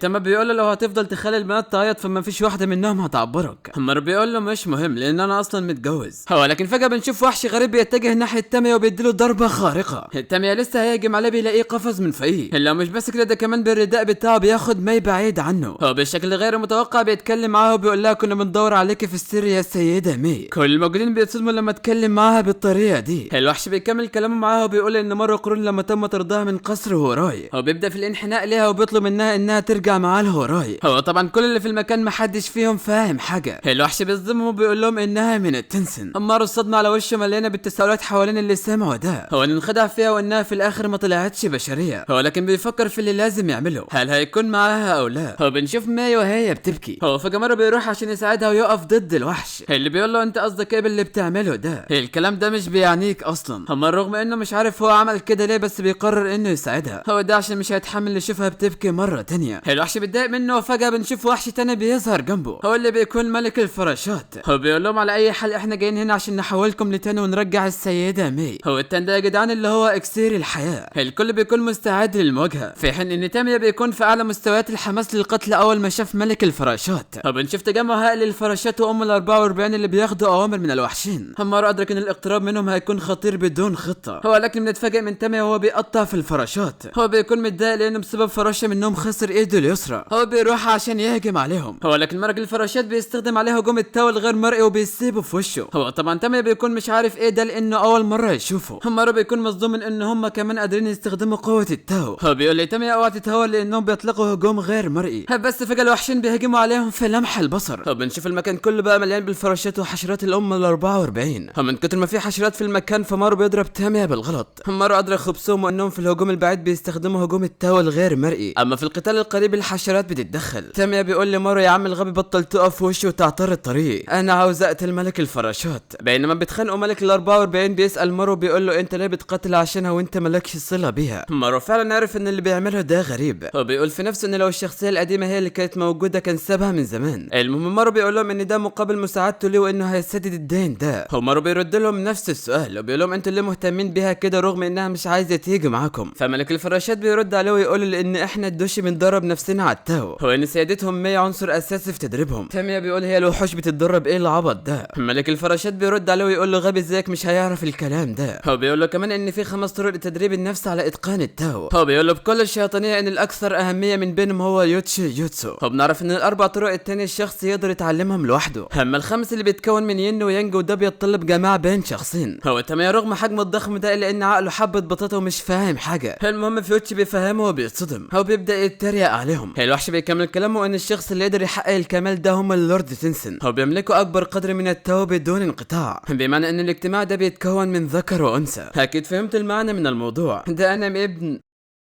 هو رغم ان مين من اصول اللورد تنسن بس هي سلاله ادنى منهم. هو اللورد تنسن اللي بيكون اسمه رين عرض عليها يا اما انها تموت او انها تساعدهم في التدريب، ومن ساعتها مي هربت من القصر ومنه وراي. هو نمر عرف مين هو السبب الندبه اللي على جسمها واللي بيكون هو اللورد رين. هو بيكون غاضب جدا. تمام هو كمان عرف سبب خوفها طول الوقت. هو لسه يتكلم مع مارو بيتصدم لما بيلاقيه بيستشيط من الغضب. هو بيزعق فيهم بسبب انهم بيتكلموا عنها على انها مجرد هدف بالنسبه لهم. الوحش بيتضايق منه وبيقول له طيب يلا جهز نفسك عشان تتحول لتان. هو بنشوف كل واحد فيهم بيتحول الكيشيكاي الخاص بيه. هو شكلهم كده اقوياء جدا. ملك الام ال 44 بيقول المكان ده هيكون قبرك. هو بالفعل تاميا بيهجم على وحش الفراشات. هو لكن الوحش بيقدر يتفاداه وبيطلق عليه هجوم من الفراشات. تاميا بيقدر يتفادى الهجوم ولكن بيتاثر بقشرهم. مارو هو كمان بيهجم على ملك الام 44 وبيفرتك له دراعه ولكن بصعوبه. مارو ادرك انهم اقوياء بس مش بقوه التنسن اللي واجهه قبل كده. هو بيصنع حاجز بينه وبينهم بتقنيه اللعب الحراري الخاص بيه. مارو بيفكر وبيكون مش عارف يعمل ايه لانهم خصوم اقوياء جدا. هو بيقول بس لو اقدر افهم اللي قالته مي واتقن التاو. هو لكن فجاه بنشوف فيوتشي وهو بيقول له انه لازم يخلي تفكيره ضعيف وقوي في نفس الوقت. هو ده عشان يبدا في تعلم التاو. هو بنعرف ان فيوتشي عرف الكلام ده لانه قدر يفك الكلمات اللي قالتها مي. هو خلاها تساعده في الشعور بالتاو الخاص بيه عن طريق انها تلمسه. هو بالفعل اول ما مي لمست ايده ونفذ تعليمات فيوتشي بدا بالشعور بطاقه غريبه. فيوتشي بيقول له ان ده مش هيتم اتقانه بسرعه. مارو بعد الطاقه الغريبه اللي شعر بيها دي بيقول له ما تقلقش وبيروح ناحيه الوحوش. هو الوحش بيطلق هجوم من قوه التاو الغير مرئيه على مارو بالفعل قدر يشوف الضربه ويتفاداها. لا والادهى من كده انه قادر على تفادي هجمات متتاليه منها بسرعه خياليه. فيوتشي هتجنن ازاي قدر يتقنه بسرعه كده من مجرد شرح. هو بنعرف ان دي نتيجه تدريباته في الجيوكا كل اللي قدراتهم تتخطى قدرات البشر. مارو هو بيهجم عليه مبهور بالقوه العظيمه اللي هو حاسس بيها. هو انه قادر يتنبأ ويشعر بكل اللي حواليه بسهوله. الوحش بيوجه ضربه ناحيته ولكن بنصدم من ان مارو تصدى ليها بايد واحده. لا هو كمان ده فشخ له دراعه كليا. هو بيقفز وبيقول له انسى انك تفوز من دلوقتي. هو بيهجم له وبركله منه قضى عليهم هما الاثنين بسهوله تامه. مارو قوته حرفيا اصبحت مساويه لقوه التنسن. الوحش بعد ما ادرك قوه مارو بدا يجاوب على كل اسئلته. هو بيقول انهم تم ارسالهم من قبل التنسن عشان يواجهوا البشر لانهم بالتاكيد تهديد صريح ليهم. هو لكن بنكتشف انه بيكون عاوز يغدر بيه. هو لسه هيغدر بيه تاميا بيهجم عليه. مارو هو كمان بينط من فوق تاميا وبيصد الهجوم وبيدمر ملك الفراشات. هو تاميا هو كمان بيفشخ الوحش نصين. بعد كده بنروح للسجر والبقيه. هو اول ما بيدخلوا الهوراي بيتصدموا من شكلها المذل. هو لكن بيكون في شخص غريب داخل هوراي. هو بتأشيرة واحده بس بصباعه بيطير راس هوكو. ده بيكون احد التنسن. هو بيكون مبهور لانهم اول بشر قدروا يوصلوا لهنا من 1000 سنه. هنا الرابط ملكهم كلهم 1000 سنه ازاي يا عم؟ هو بالتحديد يزورها اللي جسمها بيرتعش من كتر الخوف. هو حسد بانه مش شخص عادي ومرعب جدا. هو بدون نقاش بدات في الهروب فورا. هو لكن في لمح البصر بيمسكها وبيقول لها ايه رايحه فين؟ انا لسه مش هقتلك دلوقتي. هنا كلهم ادركوا قوته وواضح عليه انه اقوى من اي وحش قابلوه قبل كده. ساجر بتوجه سيفها ناحيته وبتطلب منه انه يسيبها فورا. هو بتقول له انت مين بالظبط؟ بيقول لها بكل غرور انه جاي هنا للكلام مش اكتر. هو لكن بنصدم من انه هوكو بيكون لسه عايش وبيقول لهم انه من التنسن. هو اللي بيكون اسمه فوكو جوكون. بس انت بتصدم من انه لسه عايش وبيروح عشان يطمن عليه. جوكون بيقول لهم ان ده مش هيقتله ولكن هيسر من تحوله بالكامل لشجره. هنا كلهم بيتفاجئوا من اللي سمعوه ازاي هيكون شجره. هو لكن هوكو بيكون متقبل ده وان ده قدره. هو بيتمنى ان على الاقل روحه تكون في وراي. هو لكن جاكو بيصدمه وبيقول له ان كل الكلام ده عن الارواح والفوكو مجرد كذب. هو ان دي كذب اخترعها اللورد تنسن للحفاظ على نظام الجزيره مش اكتر. هو انهم في الجزيره دي بيجروا فيها تجارب على الحياه. هو ان هوكو اللي زيهم الا مجرد نماذج اوليه تم انتاجها واجروا عليها التجارب دي. هو فجاه بيظهر جنبه مجموعه من البشر شكلهم غريب. او بيقول لهم ان البشر اللي بيجوا هنا على الجزيره بيكونوا فئران تجارب. هو ان الكائنات دول هو اللي صنعهم من البشر وبيطلق عليهم الكوشي. هو بنشوفهم وهم بيحاولوا يزورها. هو بيقعد على ظهر واحد فيهم بكل غرور. هو بيقول لهم انه بيحب يلعب بالبشر. هو لكن البشر اللي قدرتهم مختلفه وفريده بيتم تحويلهم الى تان. سنتا بيقول له انت قصدك اكسير الحياه. جوكون بيصدمهم اكتر وبيقول لهم مفيش الكلام ده. هو ان التان ده ضروري ليهم هم فقط. هو ان لو اي انسان عادي استخدمه هيتحول للشجره بدون نقاش. هو ان هوكو والبقيه يقدروا يحققوا الحياه الخالده ولكن مش الشباب الخالد. هو ان اكسير الحياه ده مش موجود في الحقيقه. ساجرا بتكون في صدمات متتاليه من كلامه ان ازاي مفيش اكسير الحياه. هو بتفكر طيب ايه اللي هيحصل لمارو انه كده مش هياخد العفو بدون الاكسير. هو لسه جوكون هيطلب منهم انهم يجوا معاه بالله ان يوزيرا اتحولت لجذع شجره. هاتاري الناس استخدمت اسلوب الاستبدال وهربت منهم. هو بتهاجم على بسكاكين الناي وبترشقهم في ظهره. هلا مش بس كده دي كمان بتستخدم سكينه وبتطيل له راسه حرفيا. هو بتبعد عنه وبتقول كده اكيد مات بدون نقاش. هو بتفكر هتعمل ايه في اتباعه فبتقرر انهم يهربوا من المكان ده. هو لكنها بتلاحظ ان ساجر واقفه مكانها بدون حراك. هو ده لما سمعت ان اكسير الحياه مش موجود هنا على الجزيره. يوزيرا بتقول لها ان حياتنا دلوقتي اهم منه بكتير ولازم نهرب. هو اكيد هنلاقي طريقه نقدر نهرب بيها من الاعدام. هو لكن انتوا رايحين فين؟ هدول لسه هيهربوا بيلاقي جوكن بيتجدد من تاني وبيكون معجب بقوة يوزرها. كلهم على وشهم علامة صدمة بتقول ما هذا الوحش المخيف. هو بنشوف كمان البشر متحولين بواشبه بالبالون وبينفجروا عليها. هو بيقول لهم بكل غرور ان دول مش اتباعي دول العابي، بس بنشوف ان يوزرها قدر تنجو من الانفجار. هنا جوكن بيعجب بها اكتر وحس انها بالتاكيد بتقدر تشعر بالتو، هو لكن مش بتستخدمه بشكل كامل. سنتا فجأة بيطلب منه اذا كان ناوي يقتلها فلازم يواجهه هو الاول. جوكن مش بيهتم الكلام وبيقول لها انه هيعلمها استخدام التو، هو لكن هو في الحقيقة بيكون ناوي يحولها لتنعلي الجودة بفضل قوتها. سنتا بيكون مصمم على قراره ورافض ده، في حين ان ساجر مستغربة من ان سنتا بيوجه سيفه في وش حد على غير المعتاد، هو انه ليه عمل كده عشان مجرد مجرمة. هو بتسأل نفسها اذا كان بيحبها او لا، هو لكن فجأة وهي بتفكر بيظهر قدامها جوكن، هو بيقول لها بعيد عن طريق. هو بيستخدم هجوم التو وبيطيرها بعيد. ساجر من قوة الضربة بتسعى الدم، هيرزرا بتقلق عليها ولكن هو بيقول لها فوقك منها. بينما هو بيتكلم بنشوف ايديه الاتنين بيتقطعوا، هلا ده وكمان رجله اليمين. هو اللي بيكون عمل كده هو سنتا. جوكن بيتضايق منه وبيقول له ما تتدخلش. هو بنشوف يوزرا بتشرب حاجة غريبة وجسمها بيفرز مادة اغرب، هو بتنط في السماء وبتحول المادة دي لخيوط وبتحوط بيها جوكن. هو بنعرف ان دي احدى تقنياتها وان المادة دي عبارة عن سم الثعبان. هو بتلف الخد على جسمه وجسمه بيبدأ في الذوبان فورا. هلا هو كمان بتقطع نص العلو ال100 حتى. هو لكن حتى بعد العمليات ده كله كان بدون اي فايدة وبدأ في التجدد. هو قبل ما يكتمل التجدد سنتا بيقطع عينيه، هو لكن حتى ده بدون اي فايدة. هو بيبص عليه بشكل مخيف. هيزرا بتوجه له ضربة من الخلف بس بيقدر يتفادى الهجمة. هيزرا مستمرة في الهجوم ولكن هو قادر على المراوغة، حتى هجوم سنتا السريع قادر على تفاديه بسهولة تامة. هجمت خارقة السرعة من سنتا ويزرها عليه بس ده بدون اي فايدة. هو بيمسك رجل يزرها وبيرميها على سنتا اللي بيتخبط في الجدار. هو بيرمي يزرها على الارض وبيقول لها انكم مجرد بشر ولا تقارنوا بينا نهائي. سنتا مصدوم وازاي هيقدروا يهزموا هذا الوحش. هو بنشوف ساجر وهي بتطلب من هوكو اذا كان عندهم نقطة ضعف او لا. هوكو بيكون متردد ولكن ساجر بتقول له انهم كده كلهم هيموتوا، هو انه كمان مش هيشوف ماي تاني. وبتترجاه وبتطلب منه اي تلميح حتى. واثناء كلامه مع يزرها بتهجم عليه من الخلف ولكن بيتفاداها. جوكن بيستغرب من انها تعافت بسرعة من الهجمة اللي اخدتها، ولكن اول ما بيبص على التاو الخاص بها بيلاقيه انه عادي. ساجر بتهجم عليه مرة تانية ولكن المرة دي بترمي فيها السيف عليه وبيجي في نص بطنه. هو بتجنحته بسرعة وبتمسك السيف وبتقطعه. هو بنعرف ان هوكو هو اللي قال لها ان التاو بينبع من السرة وانه مصدر الطاقة، هو لكن بننصدم من ان جوكو ما تأثرش بالهجوم وبدأ في التجدد، او ده لان قوة التاو الخاص بها مش كفاية لإيذائه. بس بنشوف ان ساجر بتاخد نفس عميق، هو فجأة التاو الخاص بها بينفجر من القوة. هنا جوكن اول ما شاف التاو الخاص بساجر بتظهر عليه علامات الخوف لأول مرة. هو ساجر بتوجه ضربة خارقة ناحيته، بيحاول يراوغ الضربة ولكن برضه بتيجي فيه وبتخدشه. بيهرب هو مصدوم وازاي انها قدرت تزيد من التاو كده من مجرد التفكير. هو بنكتشف ان الجرح ده بالفعل مش بيتجدد. ساجر بتقول اذا كان هو ده التاو فانا هقدر اقطعه، لان مرة احيانا بيبقى عنده نفس الهالة وحتى الوحش الريكورت اللي قتلته. هو بنعرف من يوزرها ان ساجر بتقدر ترفع من التاو الخاص بها بشكل مؤقت، هو ده عن طريق مهارات تنفسها. ساجر خلاص بتقرر ان هي اللي هتواجهه، في حين ان جوكن بيشعر بالاثارة من نوع التاو الفريد ده. هو بيستخدم تقنية بتخليه يختفي. ساجر بتنصدم وفجأة بيكون في وشها، هو لكن لسه هيهجم عليها بنلاقي ان يوزرها بتمنعه بتقنيتها. ساجر بتستغل الفرصة وخلاص هتقطعه، هو لكن بيوجه عليها هجمة من التاو ببقه، او بيأمر وحوش الكوش انهم يهجموا عليها ولكن سنتا بتكفل بيهم. جوكن بيقطع ايده وبيجددها تاني وبيوجه هجمة عليهم. يوزرها بتقدر تهرب منه وبتخلي سنتا هو اللي يلبس الهجمة. ساجر بتهجم عليها وبيقدر يتفادى هجمتها. هو بيكونوا عمل جماعي خارق مع بعض، هو كل واحد بيقطع فيه وحولوه الاشلاء حرفيا. ساجر بتستعد خلاص عشان تخلص عليه، هو لكن فجأة بيهرب منها وبيطير في السماء. هو ده برضه بيكون عن طريق التلاعب بالتو في الجو، وبتحول امرأة وبيكون فقاعات كتيرة شكلها غريب، هو حرفيا بتخليها مطر عليهم في كل مكان وبتصيب سنتا. هو فجأة بنشوف ساجر بتنزف دم من انفها، هو ده نتيجة لاستخدام مهارة التنفس اللي بتستهلك الكثير من الطاقة. ساجر خلاص شكلها تفقد الوعي، هو لكن يزرها بتفهمها انها ما تستسلمش لانها هي الوحيدة اللي هتقدر تهزمه، وبتستخدم مهارة الخيوط عليها وبتمسكها من رجلها، هو لكن بتنزل مطر من الفقاعات عليها. يزرها رغم قوة الهجوم الا انها قادرة تصمد. جوكن بتقول لها انها كده هتموت ومستمرة في اطلاق الفقاعات عليها. يزرها بعد ما قدرت تتحمل الهجوم بتبتسم وبتسحبها من رجلها، هو بتلف بها يمين وشمال وبترزعها في الارض وبتدمر بها البوابة حرفيا. بتقدر تفوق من الهجوم وبيرجع للتحول لرجل، هو لكن فجأة سنتا بسيفه بيغرزه في ظهره، بيحاول يهرب بس سنتا بيمنعه وبيقول له خلاص انت انتهيت. ساجر بتستغل كل ده وبتبدأ في الهجوم عليه. جوكن بيقول لسنتا ما انت هتموت معايا يا ابن العبيطة. سنتا بيصدقه وبيبدأ في الصراخ. ساجر خلاص بتهجم عليها هجوم ساحق، هو بتطلق العنان لقوتها وبتطير له نص السفلي كليا. الوحش حرفيا اصبح جثة هامدة في الارض بلا اي حراك. هو اخيرا قدروا يدمروا هذا الوحش بعد كل هذه المعاناة. ساجر بتروح عشان تطمن على هوكو. هو سنتا بيكون مش مصدق ان لسه في 6 تانيين غير الوحش ده. ساجري بتفكر ايه سبب الارهاق اللي هي حاسه بيه ده. هل كده فعلا قدروا يهزموا احد التنسن بالسهوله دي؟ لكن المشكله الاكبر بالنسبه لها ان الاكسير مش موجود. بينما برتاحوا بنشوف سنتا وهو بيتكلم عن يوزرها. ساجري بتساله اذا كان بيحبها او لا. سنتا بيصدم وبيكون مش عارف يقول لها ايه، بس بيفهمها انه بس بيحسدها على حريتها. ده انه لما كان صغير كان بيتمنى انه يبقى فنان في الرسم. لكن بما انه اتولد في قريه يامدا كان مضطر انه يكون سياف. ما كانش مسموح له انه يكون فنان. ما كانش بيحب فكره انه يكون سياف لانه بيكره قتل الناس. فحاول انه يلاقي طريقه يقلل بها من انه يقتل. ده عن طريق انه كان بيدرس الديانات. فعشان كده تم رفع رتبته. ما بقاش بيهتم باللي بيعمله حتى لو قتل. بقى في حاله حزن لا تنتهي. بيفتكر يزورها من اول لما بدأوا المهمه. كانت قادره تكشفه في كل حاجه عن طريق النظر ليه فقط. من ساعتها بقى بيرتبك قدامها وبقى شايفها شخص مذهل وبقى معجب بيها. السجرة بتتأثر بكلامه. بتقول له ايه رايك ننقذ كل اللي جه هنا على الجزيره. بعد كده بنروح لمارو وتاميا لما قضوا على ملوك الحشرات. رغم ان مارو دلوقتي بقى قادر على الشعور بقوه التاو الا انه لسه حاسس انه ما اتقنهوش. فيوتشي بيقول له بما ان طبعا مش هنقدر نستجوب الجثث، بس بعد كل اللي سمعناه ده يمكن مي تكون عارفه حاجه. مارو بيروح عندها ولانها تتبعته لحد هنا. فبيطلب منها ان كان عندها طلب يقدمه لها لانه مدين ليها بانقاذ حياته اكتر من مره. فيوتشي اول ما سمع الكلام ده افتكر تقرير السجري لما قابلت مارو اول مره. قالت في التقرير انه شخص مش بيهتم بحد غير شخص معين. لكن في باقي الحالات بيكون عديم المشاعر. فيوتشي بينكر كلامها والدليل انه بيساعد واحده هو ملهوش اي صله بيها. بعد كده بنشوف مي وهي لسه هتتكلم مع مارو. لكن فجاه بنصدم من ان مارو بينزف دم من انفه. مارو بيكون مش عارف ايه اللي بيحصل وبيقع على الارض. بنرجع للسجرة وسينتا ويزورها. اللي بتكون مستغربه ان من امتى في ظهور في الحته دي. لكن فجاه بنكتشف ان الظهور دي بتكون جوكون. في زهره منهم بتتحرك وبتتجه ناحيتها. سينتا فورا بيروح ناحيتها وبياخد الضربه بدلها. الزهره خلاص غرست في جسمه. هنا سينتا بيفتكر معاناته لما كان بيقتل المجرمين غصب عنه. لكن جت يوزرها وهي اللي انقذته من الجحيم ده. وبيفتكر كمان رسوماته انه قد ايه كان بيحب الرسم. انه ما دام ما هو معاها وبالشهاده فهو مش عاوز حاجه تاني. سينتا خلاص وشه تحول لظهور بالكامل. في صدمه السجرة ويوزرها من اللي حصل له. هلا كمان بنشوف الظهور بتكبر وبتبدا في التحول لوحش عملاق ومخيف جدا. السجرة الصدمات تتوالى عليها ومش عارفه تعمل اي حاجه. خلاص شكلها دي نهايتهم فعلا. الوحش بيستخدم نفس الهجوم اللي اطلقه على سينتا وخلاص هيخلص عليهم. لكن فجاه بنشوف الظهور بتتقطع بالكامل في لمح البصر. هذا بيكون المعلم شيون. دي شكلها هتبقى خراب. بنشوف سجرة وهي مصدومه. لسه تتكلم ولكن فورا بيطلب من الراجل انها تقطع جذور النباتات اللي على سينتا لان ده يمكن يبطئ من عمليه نموها. وبالفعل بتنفذ كلامه وتاخدهم بعيد. والمعلم شيون فور شعور بقوه الوحش. ادرك ان قوته ممثل قوه الوحش اللي قتل تنزا. لانه قتل الكثير من الوحوش لاختبار جميع انواع التاو الخاصه بالوحوش. فبيقرر ان المره دي يقتل وحش خالد. بنشوف التاو الخاص بيه بيبدا في الازدياد. بنعرف منه انه لو تم قتل التاو الخاص باي شخص فهيموت بدون نقاش حتى لو ما اتصابش باصابات خطيره. ده لان التاو هو قوه الروح نفسها. الوحش فجاه بيجهز نباتاته وبيهجم بيها على شيون. لكن معلم شيون بسرعه غير مسبوقه بيقطعهم في رمشه عين. بنروح ونشوف نوراجيه وهي بتقطع الزهور اللي موجوده على سينتا. ده عشان توقف نموها.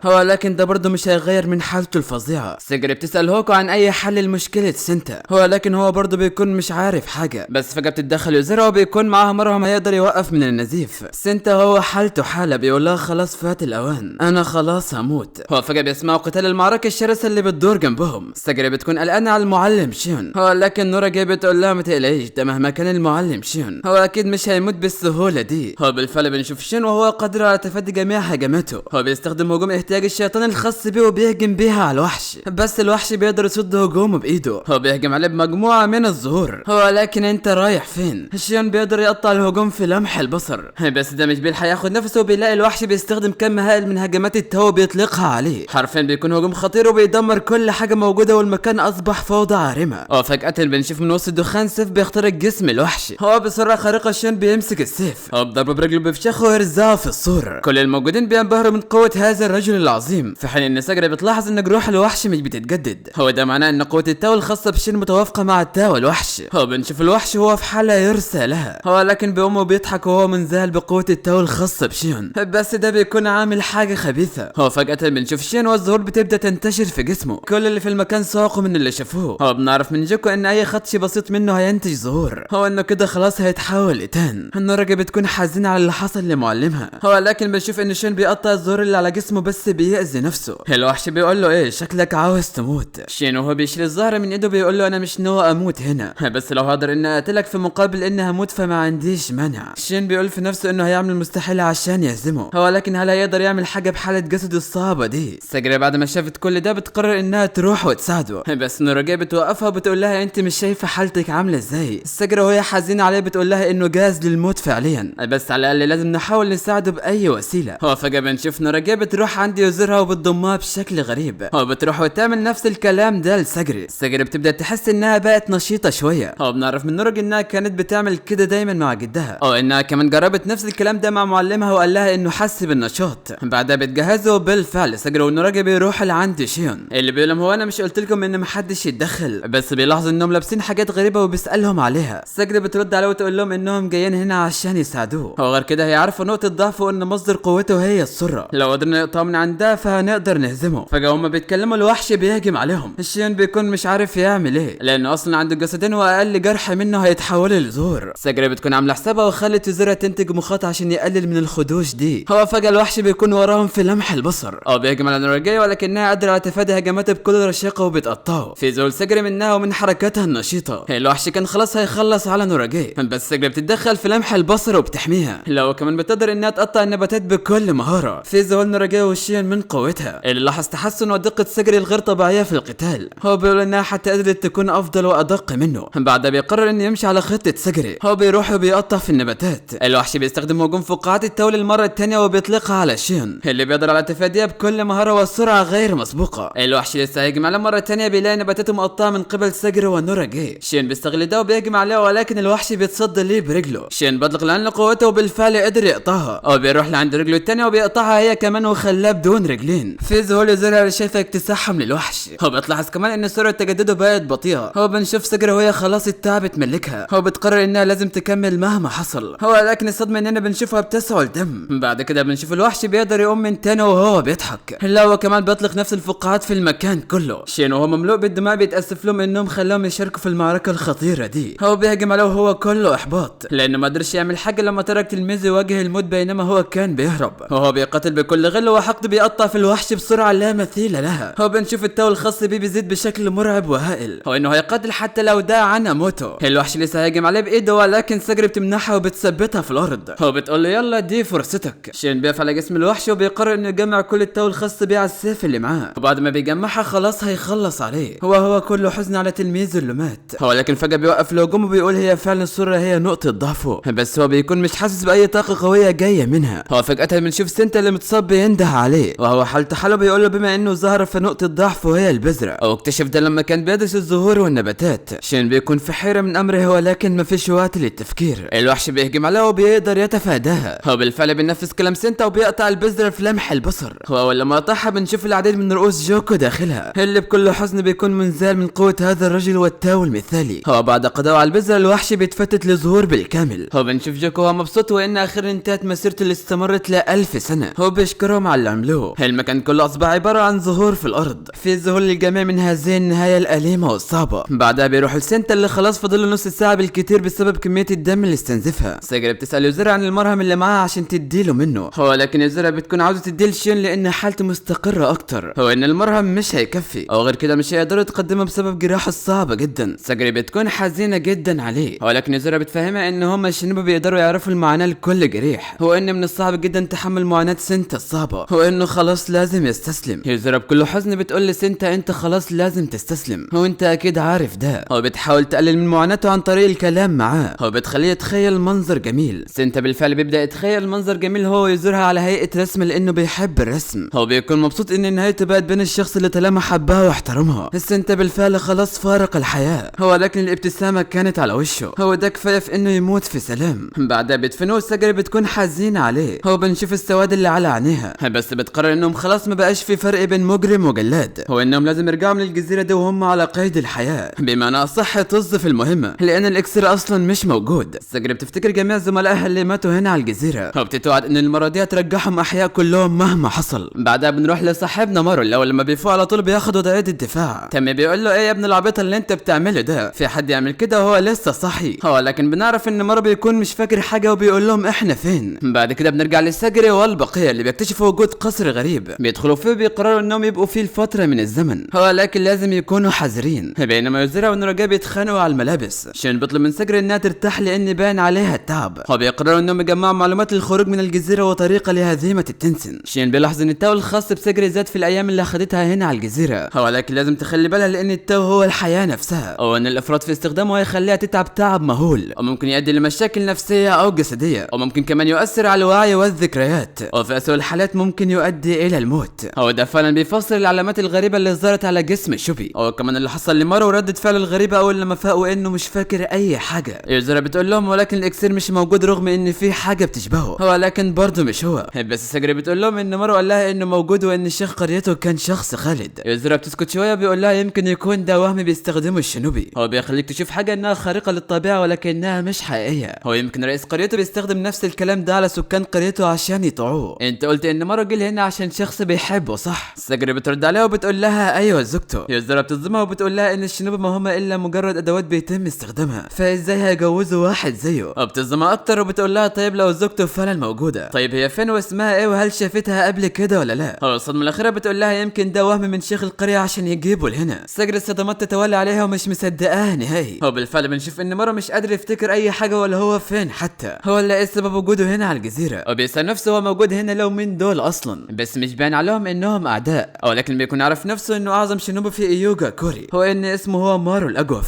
هو بيقرر انه يجمع معلومات منهم، مي بتطمن عليه وبتساله اذا كان كويس او لا، هو لكن الصدمه انها بتلاقي ان التو اللي في عقله مش موجود. هنا مي مش عارفه تقول اي حاجه من الصدمه، وبنروح لساجري اللي بتكون حزينه على كل زملائها اللي ماتوا هنا على الجزيره، وانها حتى مش عارفه مارو هو فين دلوقتي. وبنعرف ان ساجري بتكن بعض المشاعر لمارو، وبتكون حزين عليه بسبب اللي سمعته من يوزرها، هو ان حتى الشيء اللي كان بيكافح عشانه طلع ما الا مجرد وهم. وبنشوف فعلا ان مارو بيحاول يفتكر اي حاجه ولكن بدون فايده. هو بس للاسف الفيديو الانمي خلص، هو طبعا لسه في موسم تاني اول لما ينزل هنلخصه هنا ان شاء الله، عشان كده اشتركوا في القناه وفعلوا زر الجرس، هنوصل الفيديو ده ل 10000 لايك عشان نعرف ايه اللي هيحصل في الموسم الجاي. هو كل الكفاح والمجازر اللي كان بيعملها مارو راحت على الفاضي، اهو ده اللي هنعرفه في الموسم القادم ان شاء الله، واشوفكم في الفيديو الجاي. سلام.